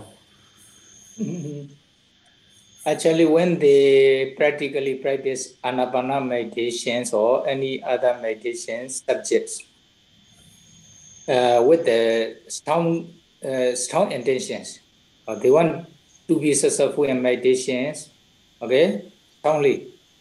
Then with this good intention, when they practice Anapana or any other meditations, then their Saddha, Viriya, Sati, Samadhi, Panya will become stronger and stronger. usually they become balanced automatically. Then when they are balanced each other, then they can meditate comfortably and peacefully. Okay, they can meditate comfortably and peacefully. If they are not balancing each other, then they feel uncomfortable or they cannot meditate comfortably and peacefully. That's why without practicing, it is impossible to be balanced between those. Okay? Khi mà thực hành thiền hơi thở, hay thiền sinh muốn thực hành thiền hơi thở, hay bất kỳ đề mục thiền nào, thì họ có một cái mong muốn để thực hành thiền tốt hơn. Và trong khi thực hành thì dường như là mọi lúc thì tất cả những cái căn này sẽ quân bình một cách tự nhiên. Nhưng mà trong một số trường hợp thì nó lại không quân bình một cách tự nhiên và một cái nào đó sẽ mạnh hơn. Nhưng mà cái điều quan trọng ở đấy là chúng ta phải thực hành. Bằng cái sự thực hành thôi thì nó sẽ quân bình. Còn nếu mà chúng ta không thực hành thì sẽ không thể nào mà quân bình được những cái căn này. If we need to explain the balances of this controlling faculty, it may take a long time.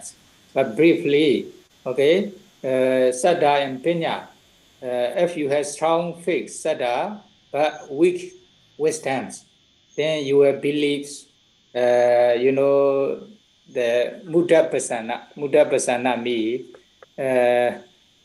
like, for example, God, Creator, or other people who can help you, etc., who can save you, etc. Is it? Actually, if they can help us, then sure, you wish, okay, please help me not to infect any coronavirus infections, etc. Okay, but they have faith, strong faith, but weak wisdom, or they believe such kinds of God or Creator, etc. Then another one is, that you have strong wisdom, but weak faith. Then what can happen? Without doing anything, without practicing, we can attain a kind of happiness, etc. Without practicing, no need. Okay, for example, without offering, then we can also have kusala with good mind, etc. Okay, they have some wisdom but weak faith, etc. Và để mà giải thích, okay, và để mà giải thích về cái sự làm thế nào để cân bằng, để quân bình các căn này thì nó sẽ cần đòi thời gian rất là dài. Nhưng mà nói tóm tắt lại, thầy có thể Sayadaw có thể giải thích một cách tóm tắt, đó là nếu một người mà có cái tín tâm, cái saddha mà mạnh và trí tuệ lại yếu thì người đó có thể rất là dễ tin lầm. Ví dụ như người đó có thể tin vào thượng đế, có thể tin vào đấng tạo hóa, và người ta có thể tin rằng là ai đó, một cái đấng nào đó có thể giúp họ ấy, có thể là loại bỏ được corona như là Covid-19.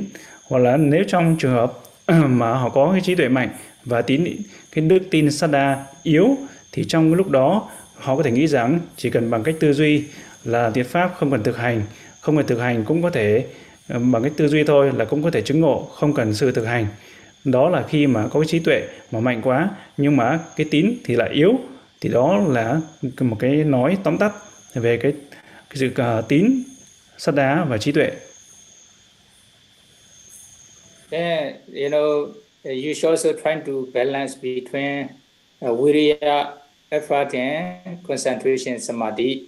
Then, how to balance? Only just practice meditation with the mindfulness. When your mindfulness becomes stronger, they will automatically be balanced. Và làm thế nào?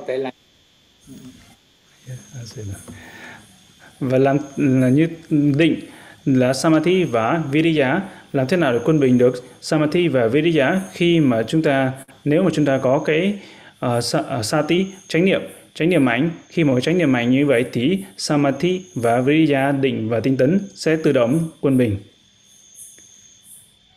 Okay, if they are not balanced, what will happen? Then effort is very strong, concentration is very weak, then you will have a lot of restlessness or wandering thoughts. If concentration is very strong, effort is very weak, then you will fall asleep frequently. In this way, then mindfulness will be balanced between those two things. Okay, Saddha and Panya, Viriya and Samadhi. So mindfulness is very important. How to get the mindfulness or practice the mindfulness or breathing meditation, etc. Practice regularly, then your mindfulness will automatically become stronger. Và trong trường hợp mà định và tinh tấn không có quân bình thì sao? Nếu mà trong trường hợp mà định nhiều, mà định mà trội, mà tinh tấn yếu thì lúc đó thiền sinh có thể rơi vào trạng thái hôn trầm. Và nếu mà khi tinh tấn mạnh quá và định yếu thì lúc đó có thể dẫn đến phóng tâm. Nhưng mà trong trường hợp này thì có sati là chánh niệm sẽ quân bình giữa định và tinh tấn và giữa tín và tuệ. Như vậy thì chúng ta phải thực hành và có chánh niệm thì nó sẽ quân bình giữa định và tinh tấn, tín và tuệ. Yes, Sayadaw. Sadhu, sadhu, sadhu. And câu hỏi tiếp theo.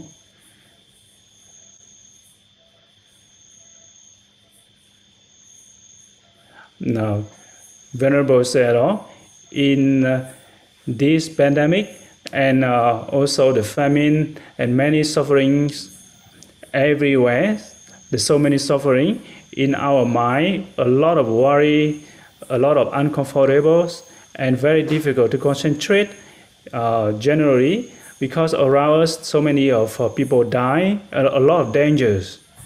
And Venerable Sayadaw, may Sayadaw teach us which meditation subject to accumulate the parami in this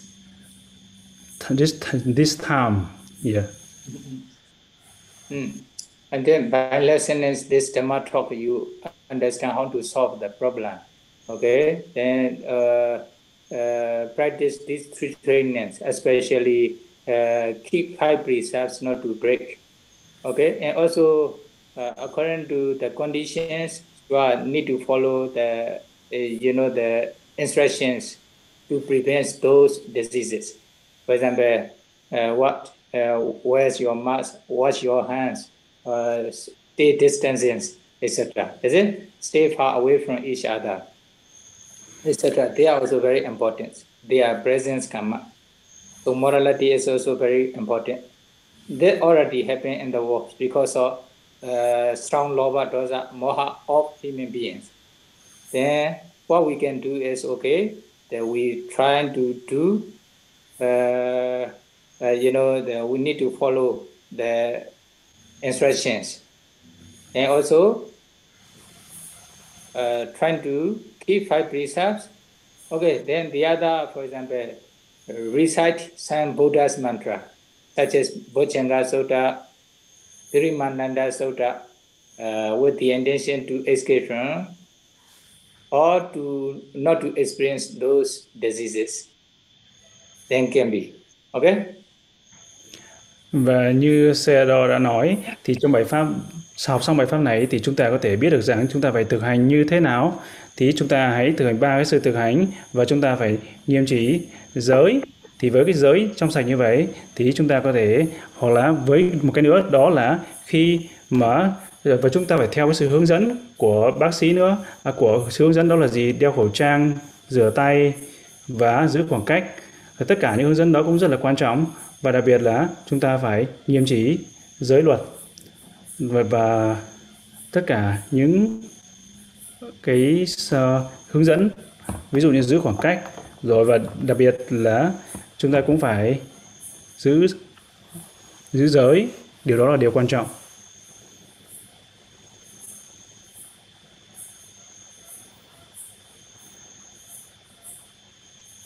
Và nữa là đó là chúng ta phải tụng những bài kinh hay là mantra. Đó là bài kinh Bojjhanga Sutta.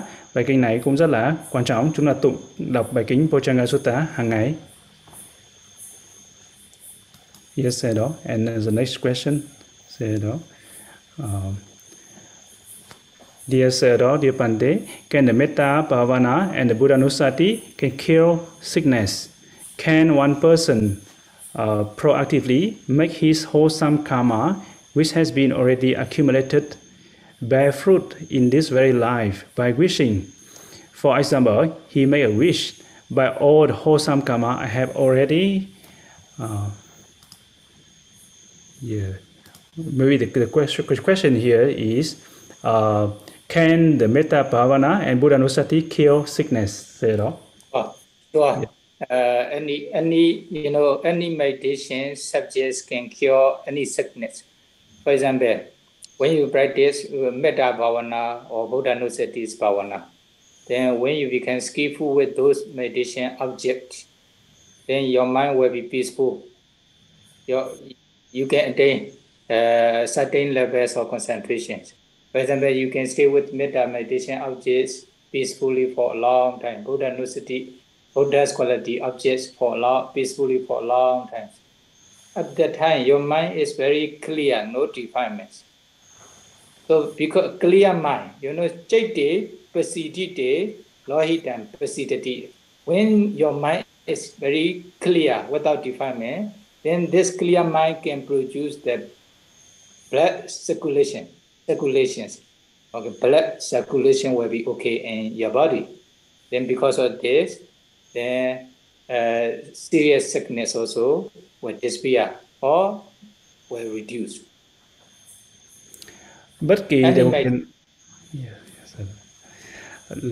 đề mục thiền nào cũng có thể làm chúng ta chữa khỏi một số bệnh. Ví dụ như là khi mà chúng ta hành thiền tâm tử Metta Bhavana hay là Buddhanusati niệm ơn Đức Phật, thì khi mà chúng ta hành thiền tâm tử, đơn giản ví dụ chúng ta hành thiền tâm tử, khi chúng ta đạt tới định nhất định thì tâm được trong sáng, mà với cái tâm sáng, tâm định tĩnh như vậy thì sẽ tạo ra làm cho máu huyết lưu thông, và những tâm trong sáng, tâm an tĩnh như vậy làm cho máu huyết được lưu thông tốt, máu được lưu thông tốt, thì như vậy có thể làm giảm hay làm khỏi một số những cái căn bệnh. Thì bất kỳ đề mục thiền nào, nếu mà khi chúng ta hành thiền thực hành và đạt tới mức định nhất định, tâm của chúng ta được sáng rõ, được trong sáng, được thanh tĩnh, thì cũng có thể làm giảm hoặc là chữa khỏi một số bệnh. Yes, Sayadaw. And yes, Sayadaw. Yeah, another question, Sayadaw. Yeah. Just now the question is still remaining, is it? The same, Sayadaw. Yeah, the same question. Yes, okay. Yes. No. It is different question, Sayadaw. I'm sorry. Yeah. Dear Sayadaw, the sutta mentioned that some stories in which people cure sickness by speaking of the true word, sacha, or making a truthful statements. Can we apply this method to cure sickness, dear Venerable, dear Bhante? Sadhu, sadhu, sadhu. Okay, yes, can. But for example, now you experience a kind of suffering or difficulty or disease. You only just immediately do the truthfulness. It is not powerful. Okay. For example, you observe the 5 precepts not to break since young. Then what can happen? You have a kind of difficulty or sickness. Then you can do the truthfulness. Okay, such a since young age. Since my young age, I maintained the 5 precepts not to break until now. Because of this such a truthfulness, then may I recover from this illness as soon as possible. In this way, possible. But you experience the difficulty or disease, a kind of disease, sickness, but you do a kind of the truthfulness now only. It is not powerful. Then probably not easy to recover. Okay. Yes. Yes, đó. Và câu hỏi đây, nếu mà trong một số bài kinh có nói về kinh nguyện với cái sự chân thật này có thể chữa khỏi bệnh, với lời nói chân thật này là nguyện tôi khỏi bệnh, thì cái việc này, cái nguyện này là như thế nào, với lời nói chân thật này là như thế nào? Và Sayadaw có nói nếu mà chỉ nguyện với cái lời nói chân thật hiện tại bây giờ thôi thì nó chưa có đủ mạnh. Ví dụ như ở đấy, trong khi đó khi mà chúng ta đã giữ giới từ hồi nhỏ, từ nhỏ đến bây giờ là chúng ta giữ giới, và nghiêm chỉ giới. Và nếu mà trong lúc bây giờ chúng ta gặp cái sự khó khăn nào đó và chúng ta nguyện rằng với cái sự từ nhỏ đến giờ tôi đã giữ giới với lời nói chân thật như thế này, nguyện cho chúng ta vượt qua được những cái khó khăn như vậy, thì nếu như vậy thì nó mới có đủ cái sức mạnh dựa trên cái lời nói chân thật.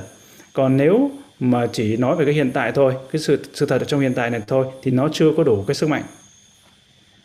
Yes, still, you know this one. There's also one story, but not so much time, is it? Okay. Mình còn bao nhiêu thời gian nữa? Brief story. Me, you know, in ancient times, you know, there were two brothers. Younger brother is Chekana. His name is Chekana. Then his mother was seriously ill. The doctor says if she can eat the rubbish meat, raw meat, rubbish meat, okay, then she will recover from her illness. Then because of this, the brother asked the younger brother Chekanas to find the rubbish meat. Then he went to the forest. Okay. Then, he saw the rabbit in the forest. The rabbit cannot run away because of his feet tied by the creeper. Creature, okay? Creeper. Yes. Okay, then he cuts the rabbit. Then he prepared to kill the rabbit. Then he realized, I maintain the Panatipata, okay? The precepts not to kill living beings since young. But because of mother's sickness, if I kill, then I will break. Then he also feel pity, compassion to this rabbit. Then he decided not to kill. Okay, I will release the rabbit. I will not kill because of my mother's sickness. If I kill other beings, it will be Panatipata. Then he decided and he speak the truthfulness. Okay, then he went back to he released the rabbits. Then without rabbit meat, he went back to his home. Then he also explained his these conditions. Then his brother scolded him, why you release the rabbit? Then he says the truthfulness in front of his mother. Okay, although I met the rabbit, I have chance to kill the rabbit. Because of mother's sickness, if I kill the rabbit, it will be Panatipata. Because of this reason, I didn't kill the rabbit. Then since young age, I maintain Panatipata, not to kill living being until now. Because of this reason, may my mother's illness recover, or my mother recover from this illness. Then after his truthfulness, then his mother immediately recover. Okay, such a Và Sayadaw, yes, Sayadaw. Và Sayadaw sẽ kể một câu chuyện ngắn ở đấy, đó là có hai anh em, đó là có người em đó là Chakana, và hai anh em này có người mẹ đang bị bệnh. Và khi người anh với người em mới đi đến gặp có một vị thầy thuốc, và vị thầy thuốc bảo là phải có thịt thỏ thì mới có thể chữa khỏi bệnh cho bà mẹ. Và người anh này mới sai người em đi bắt con thỏ, và vị Chakana này đi tìm con thỏ, và vì đó đã bẫy được con thỏ bằng cái sợi dây leo và buộc cái con thỏ này, trói con thỏ lại, và vị đó đã chuẩn bị sẵn sàng để thịt con thỏ. Nhưng mà vị đó mới nghĩ rằng từ bé đến giờ là ta đã giữ giới không sát sinh, và nếu bây giờ bởi vì mẹ của mình cần thịt thỏ mà ta phải giết hại chúng sanh này thì sẽ phá vỡ cái giới gọi là Panatipata, là sát sinh, thì là đứt giới thì như vậy vì đó mới quyết định là thả con thỏ đi với cái lòng bi mẫn của vị đó, trong tâm vị đó khởi sanh, và vị đó đã thả con thỏ này đi.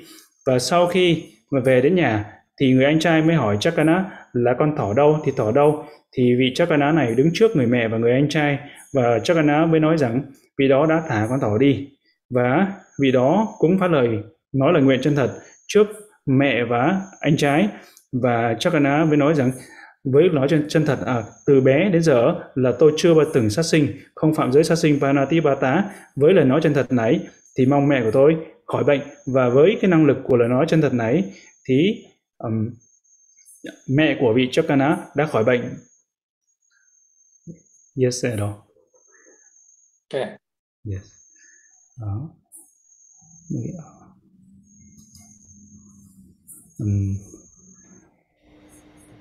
Bante có mọi người thỉnh Bante nói chậm chút xíu, có người nghe không kịp. Đúng rồi. Yeah. Sadhu, sadhu.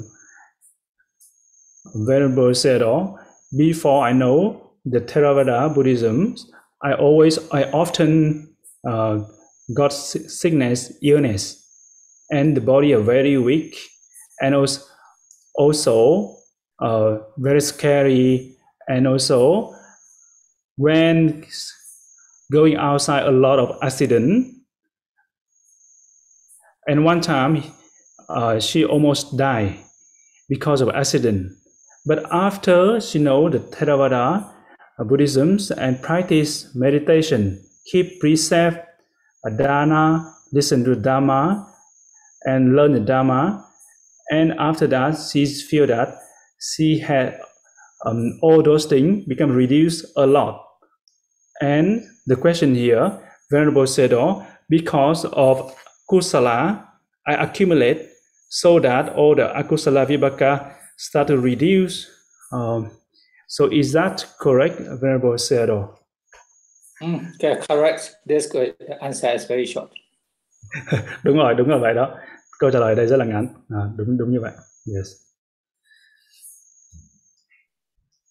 Yeah. Good. Yeah.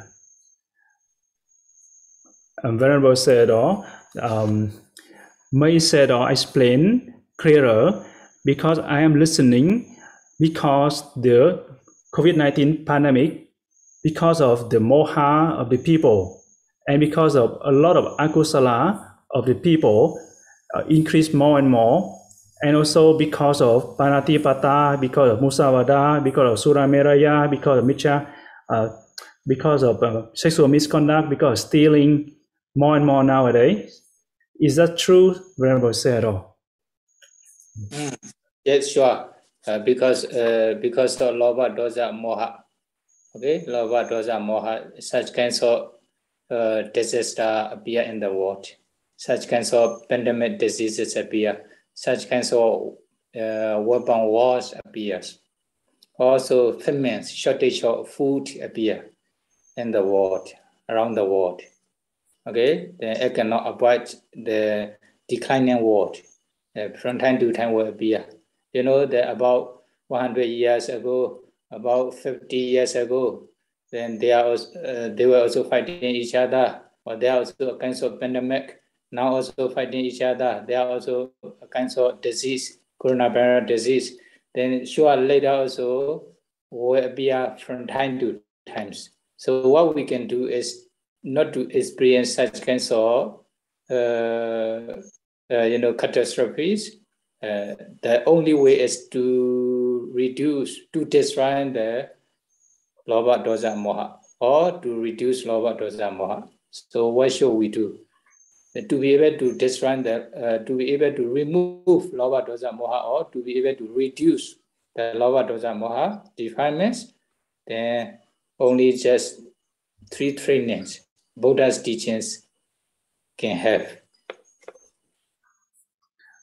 Thì ngài Sayadaw nói rằng thì đúng là như vậy, bởi vì trên thế gian là tất cả những cái tham sân si của người ta trở nên rất là lớn mạnh. Chính vì tham sân si này, chính vì thế nên là ba cái tai họa nó xảy đến. Đó là cái tai họa trong cái thời kỳ mà chiến tranh vũ khí xảy ra, và cái tai họa nữa đó là trong thời kỳ mà nạn đói xảy ra, và cái tai họa nữa, tai ương nữa đó là những cái bệnh bệnh dịch xảy ra trên thế gian không chỉ một lần và hết lần này đến lần khác thì những cái bệnh dịch này liên tục xảy ra trên thế gian.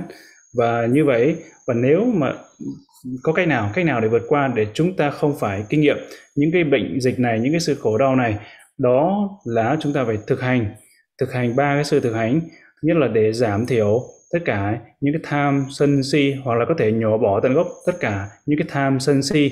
Đó chính là cái cách duy nhất mà Đức Phật dạy chúng ta, cách duy nhất mà chúng ta có thể loại bỏ, chúng ta có thể để loại bỏ tất cả những cái bệnh tật.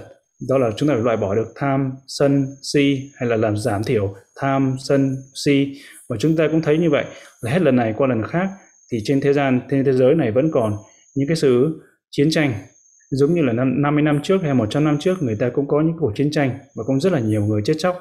Thì như vậy Đức Phật dạy chúng ta cùng cách duy nhất là thực hành 3 cái sự thực hành giới, định, tuệ, và để nhổ bỏ được tham sân si, hay là làm giảm thiểu được tham sân và si. Yes, đó. Yes. Nơi mình sinh ra giáo dục.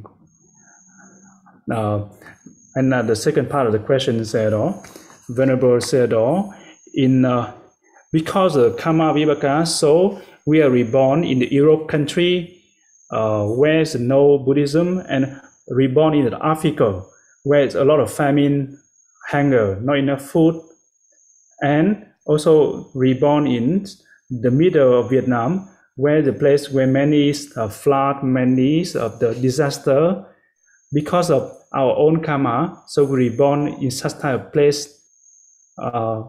So is that true, Sayadaw? So is that because of karma, so we reborn in the place where, like Europe or in Africa? Most of the main reason is because of karma. Okay, past karma. Actually, this is good karma. You reborn as a human being. Okay, you are reborn as a human being. This is good karma. But the place also, okay, although you are reborn in other place where there's no, for example, Buddha's teachings, etc. But when your good karma sent, then you can meet with the Buddha's teaching, or you can also practice, or etc. Or not only this, okay? Actually, all human beings are reborn because of their good karma, but depends on their wishes or their wishes or their paramis. Okay, whether they can practice 3 trainings or not, it may be different. Some they only just want to enjoy with the sensual pleasure possible according to their wishes in the past. Okay, but some they want to practice meditation to escape from those sensual pleasure or suffering, or they may also have chance. Something like that depends on their parami and wishes. Yes, I know. Và như vậy cái đầu tiên thì đúng là do nghiệp, nhưng mà tất cả chúng ta khi mà tái sinh làm người thì chắc chắn là do cái thiện nghiệp chúng ta đã từng làm. Do cái thiện nghiệp từng làm nên là chúng ta được tái sinh về làm người. Còn tái sinh vào làm người ở nơi đâu, tại cái nơi nào thì đó là do cái mong muốn của tùy từng người, nên là người ta tái sinh vào những cái nơi như vậy. Và bởi vì chắc chắn là do cái thiện pháp chúng ta đã từng làm nên chúng ta mới được tái sinh làm người. Và một số thì người thì họ muốn, do cái mong muốn của họ, cái nguyện ước của họ là tái sinh, và họ chỉ muốn được là hưởng thụ thôi, hưởng thụ cái này cái kia. Và một số thì họ chỉ mong muốn là được thực hành 3 cái sự thực hành và giới, định, tuệ để thoát khỏi tất cả những cái khổ đau. Thì cái điểm chính ở đây đó là do cái nghiệp thiện nên là chúng ta tái sinh được làm người. Nhưng mà tái sinh ở nơi nào đó thì do tùy cái mong muốn của họ. Còn có một số thì lại chỉ có mong muốn là tái sinh, được sinh ra làm người và để thực hành thiền, thực hành giới, định, tuệ. Còn một số thì họ muốn được sinh ra và chỉ muốn được hưởng thụ thôi, hưởng thụ những cái dục lạc. Yes, đó. Yes, bây giờ thì đã hết những cái câu hỏi.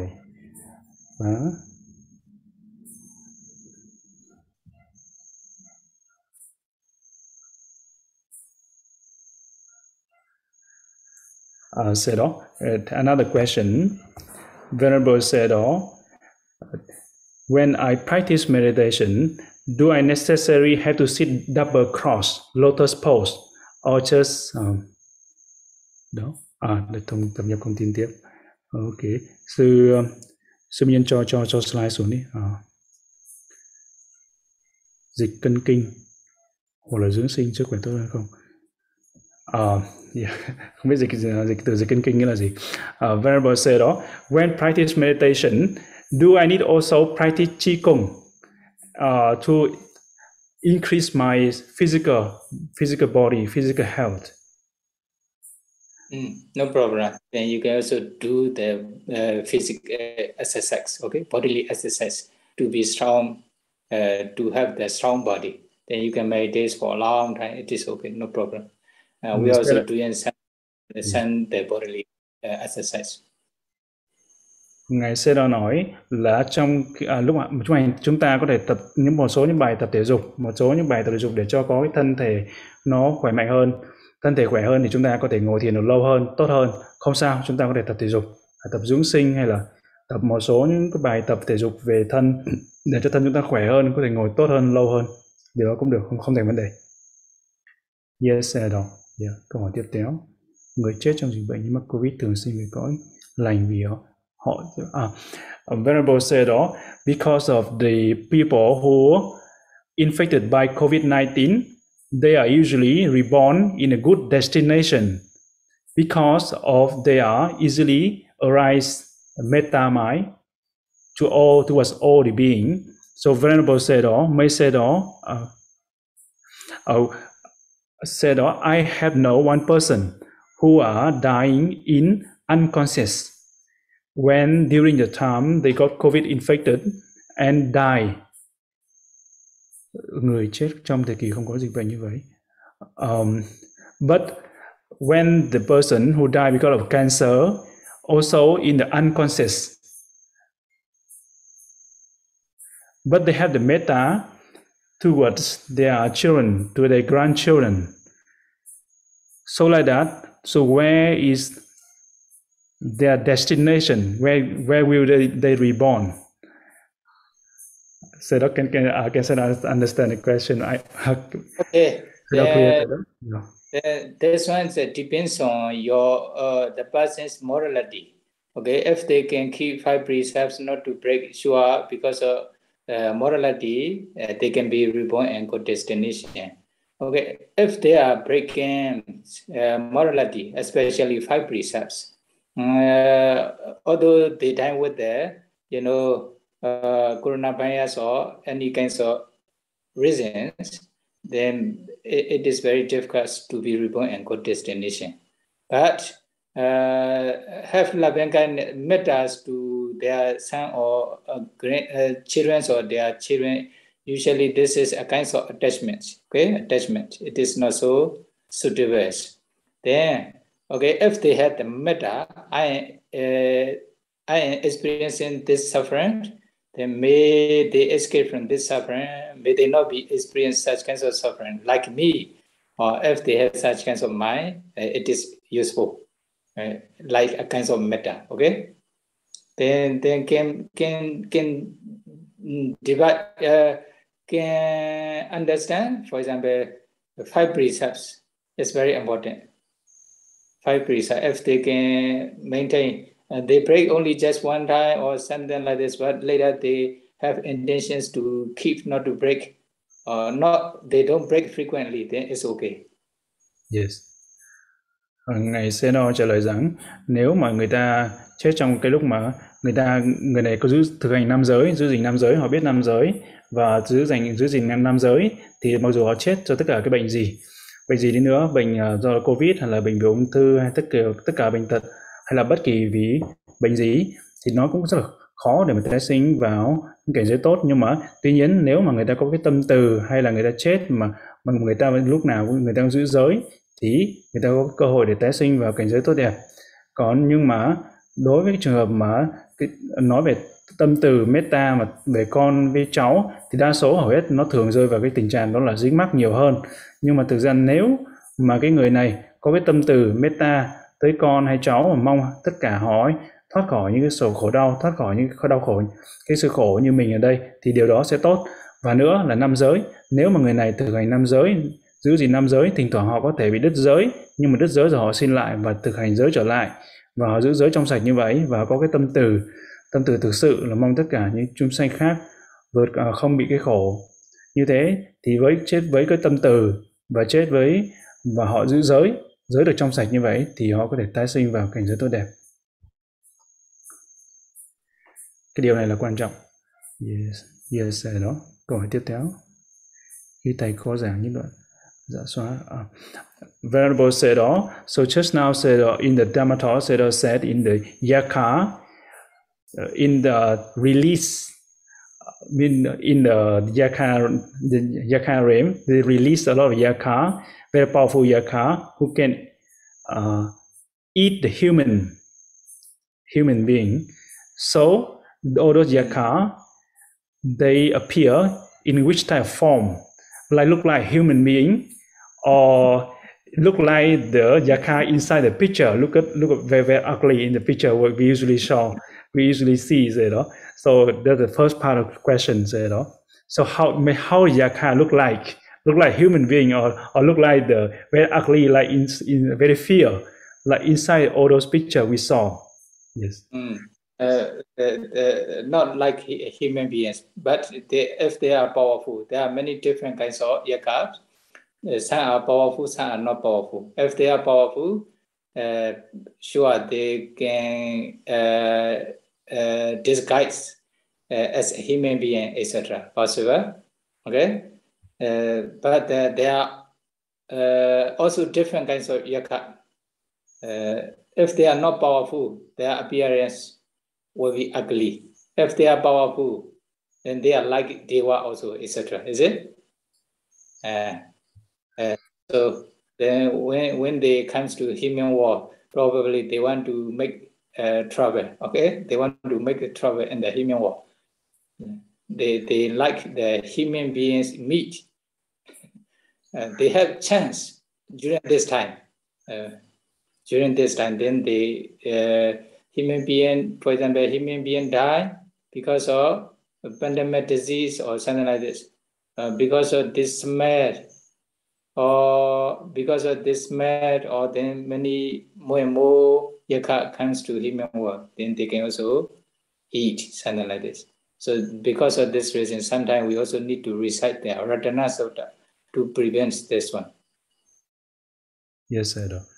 Thì dạ xoa thì nhìn không có giống người, nhưng mà có rất là nhiều loại dạ xoa, rất là nhiều loại dạ xoa khác nhau, dạ khác nhau, và có những cái dạ xoa thì có những thần lực lớn và bé khác nhau. Nhưng mà dạ xoa mà có những thần lực lớn thì những dạ xoa này có thể biến hóa thành cái nhìn giống như là người.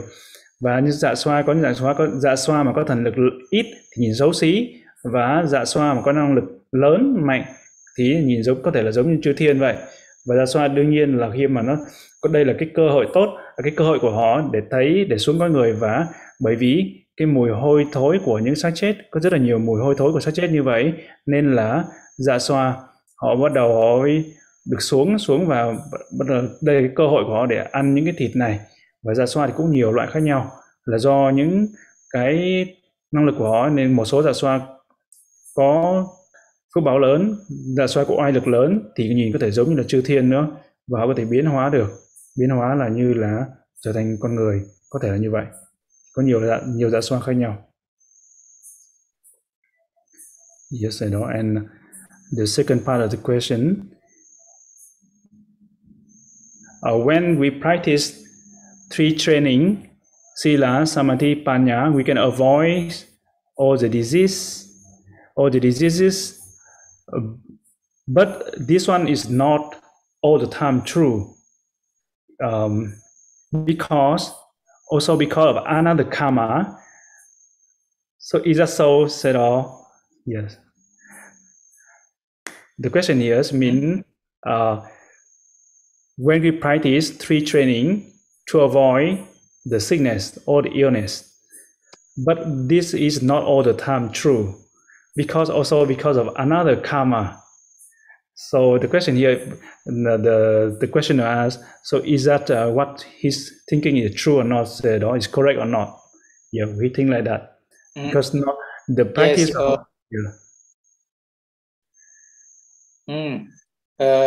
If they have, the very serious bad karma, this karma also have chance to produce a result in this past sense. So although they are practicing, three trainings, okay, they will escape from suffering when they realize Nibbana, etc. But sometimes they can not overcome their bad result of karma, the result of bad karmas, is it? Sometimes can happen. Many. Mà thầy nói là Sayadaw nói rằng đúng là như vậy, tại bởi vì có một số người có cái nghiệp bất thiện rất là nặng trong quá khứ, và bây giờ cái nghiệp bất thiện nặng này, nghiệp bất thiện lớn này nó cho cái quả, chính vì vậy nên là người ta đã bị đối diện, người ta cũng phải chịu cái quả của cái nghiệp này. Mặc dù có thể là người ta sẽ giữ giới, hành thiền hoặc là thực hành 3 cái sự thực hành, nhưng mà do cái nghiệp quá khứ, cái nghiệp nặng quá khứ nên người ta vẫn phải chịu cái quả của cái nghiệp này.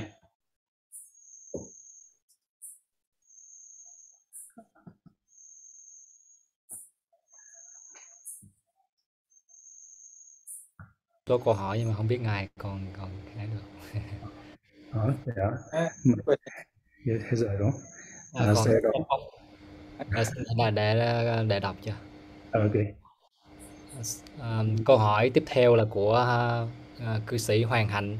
Bạch ngài, xin ngài chỉ dạy cho con ngồi thiền có nhất thiết phải ngồi kiết già không ạ? Con cảm ơn thầy. Venerable Sayadaw, when I practice meditation, so should I necessary to sit double cross lotus pose or not? Yes, Sayadaw. That is the question, Sayadaw. Sitting still. Yes, Sayadaw. Sitting, lotus posture. So do I need to sit like that? Yeah, lotus pose. Yeah. Depends on your practice. Some they prefer the lotus postures. When they use this one, they can meditate for a long time comfortably. It is okay. Depends on their practice. Half lotus or full lotus is okay. Thì Sayadaw nói rằng nó phụ thuộc vào cái sự thực hành của mỗi người. Một số người thì họ ngồi kiết già, họ có thể ngồi được rất là lâu. Một số thì họ ngồi bán già, họ có thể ngồi được rất là lâu. Thì như vậy là phụ thuộc vào cá nhân mỗi người, là chúng ta có thể ngồi kiết già hay là ngồi bán già. Ngồi tư thế nào chúng ta có thể ngồi thoải mái được. Yes, Sayadaw. Sư Minh Nhân còn câu hỏi nào nữa không? Sư Minh Nhân. Câu hỏi tiếp theo của một người tên là Sophie. Thưa ngài, một người bước từ tối ra sáng, rồi bước từ sáng vào tối. Như vậy nghiệp lực gì và làm thế nào để dứt trừ duyên nghiệp ấy? Hỏi giùm một người bạn. Cảm ơn ngài. Câu hỏi này không có rõ nhỉ. Bước từ sáng ra tối, bước từ tối ra sáng là sao? Do nghiệp gì và làm thế nào để dứt được cái nghiệp đó? Có nghĩa là bước từ tối ra sáng, từ sáng ra tối. Đã bước từ tối ra sáng rồi lại bước từ sáng vào tối. Thì do cái nghiệp gì mà họ lại làm như vậy? Làm sao để dứt cái duyên nghiệp này? Câu hỏi có nghĩa là từ thiện xong lại chuyển sang bất thiện chuyển sang thiện, đúng không? Đúng là như vậy không? Từ tối sang sáng, sáng sang tối thì mình không biết là cái gì đâu. The discussion I also a bit confused. I do not understand what's the meaning. Nghĩa là gì vậy?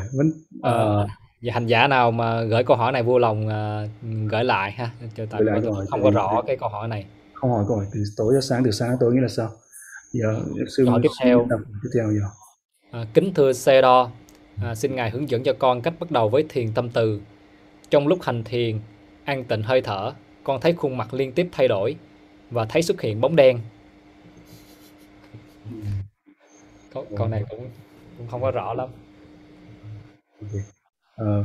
Venerable Sayadaw, may Sayadaw teach me how to practice metta meditation.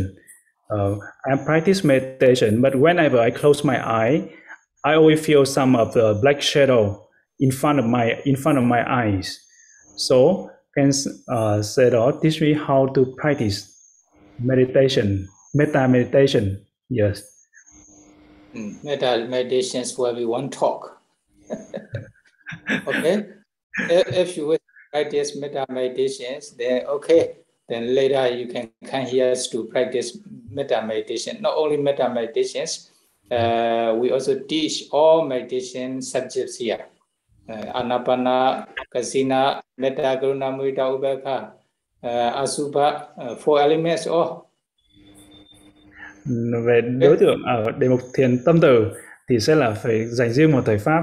Và nếu như mà quý vị mà cô muốn thực hành thiền tâm tử, hay là không những chỉ là từ bi hỷ xả và tất cả những đề mục thiền từ bi hỷ xả asubha bất tịnh, thì hãy đến dành thời gian và đến trường thiền. Thì ở đây trường thiền dạy tất cả những cái đề mục thiền định, tất cả mọi đề mục thiền. Là chỉ còn bây giờ thì nếu mà nói về nguyên về đề mục thiền tâm từ không á, thì phải dành một thời pháp, thầy sẽ giảng về sau. Okay, briefly, okay.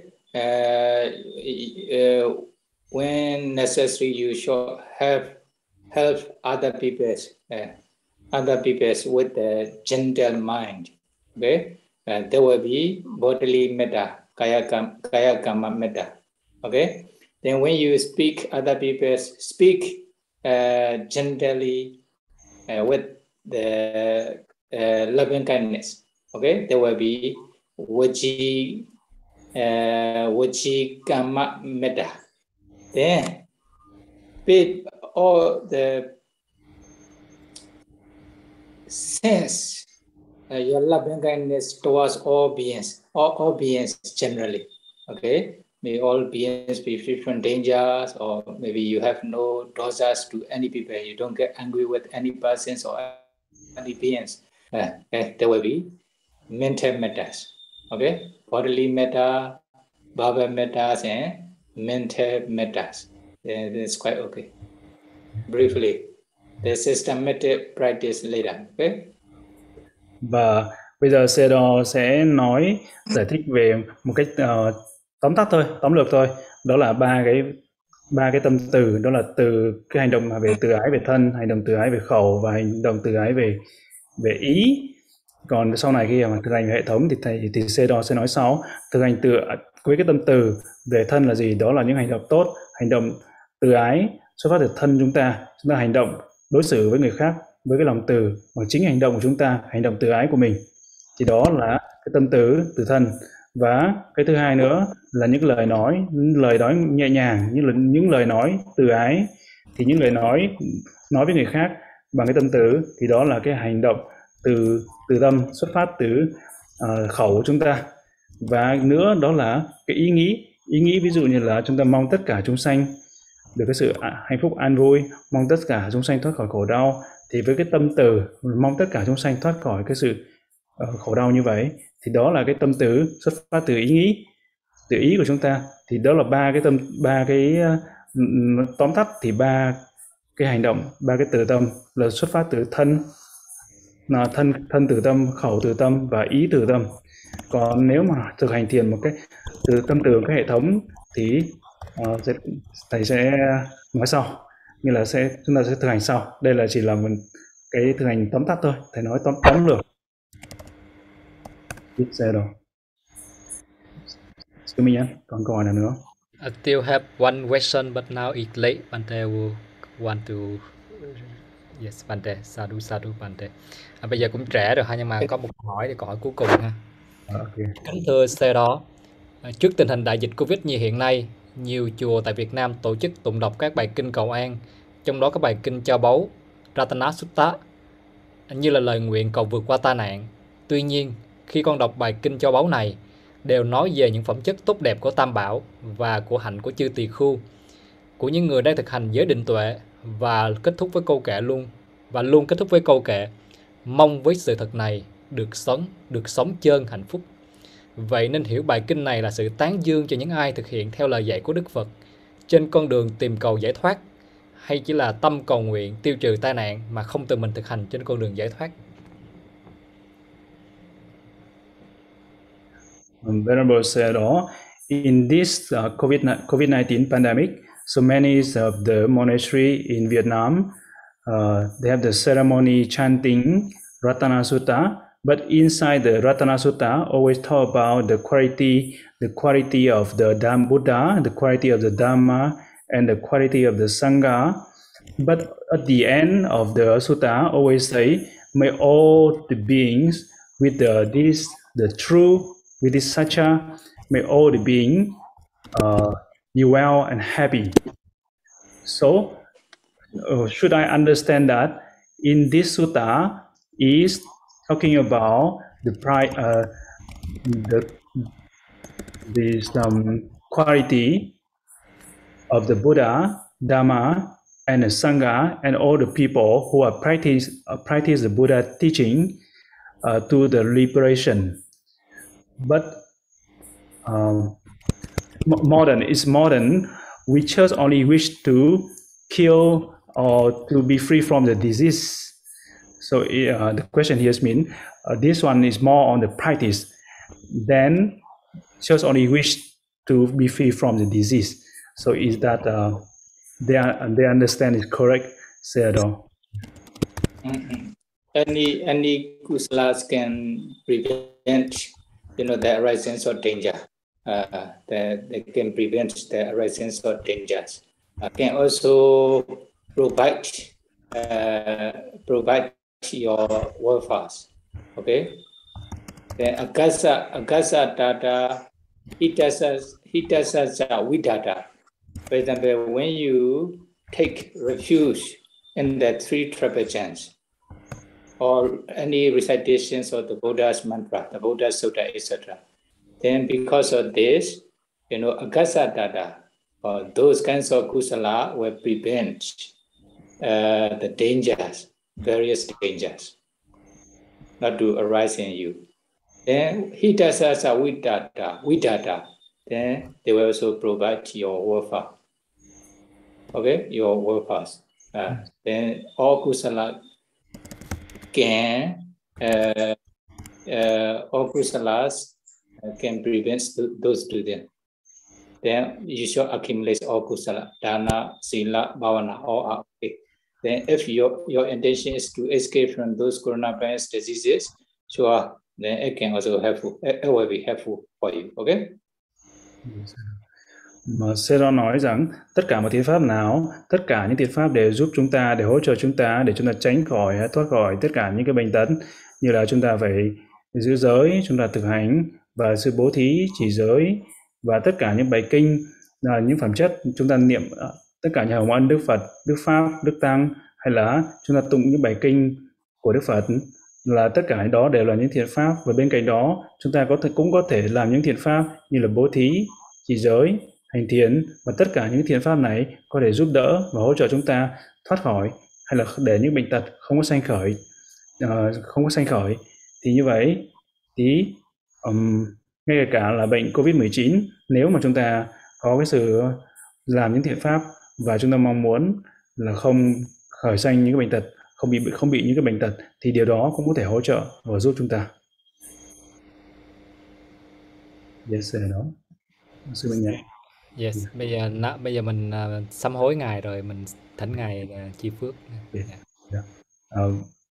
Sayadaw, so now we all pay respect to Sayadaw in doing the okasa. So may I share the screen? Sư Minh Nhân, để tôi chia sẻ màn hình. Dạ, bạn ta chia sẻ màn hình đi. Có không? Có.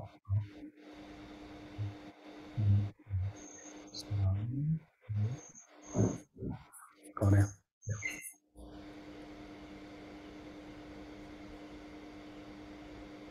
Có chưa? Có. So we would like to thank you, Bante, for the wonderful Dhamma talk. Now we would like to ask for forgiveness, and we will request Bante for lead us for do aberration and serene marriage.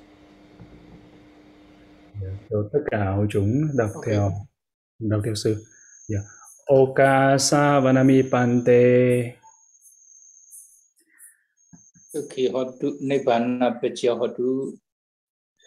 Maya katang punyang samina anumoditabang. Sadu nupodami.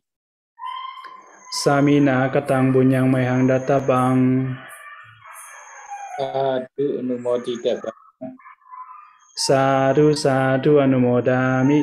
Okasa doratarena katang sabang achayang kamatame Bante. Mami Kamitapa. Sadhu okasa kamami pante. Iti hotu nibbana hotu. Sadhu, sadhu, sadhu. Sadhu, sadhu, sadhu. Thank you, Sayadaw, for wonderful Dharma talk today. Thank you, Bhante Vavaradhamika, for translating for us. And thanks everyone for your time and participation. We will see you in the next Dharma talk. May all be happy and peaceful. Chúng con xin kính tri ân Ngài Sayadaw đã thuyết một thời Pháp tuyệt vời cho tất cả chúng con và kính tri ân Bhante Pháp Thắng đã thông dịch cho chúng con. Xin cảm ơn quý vị đã tham gia buổi Pháp thoại ngày hôm nay. Xin hẹn gặp lại mọi người vào buổi thính Pháp lần sau. Chúc mọi người được hạnh phúc và an lành. Sadhu, sadhu, sadhu. Còn thỉnh Ngài dẫn phát nguyện và chia phước nữa. Chưa kết thúc. But yes, Bhante, now we would like to request Bhante to lead us to make aberration and ceremonies. Yes. Rabbi Abhi. Đang đọc theo Ngài. Idame Punya. Punyang. Idame.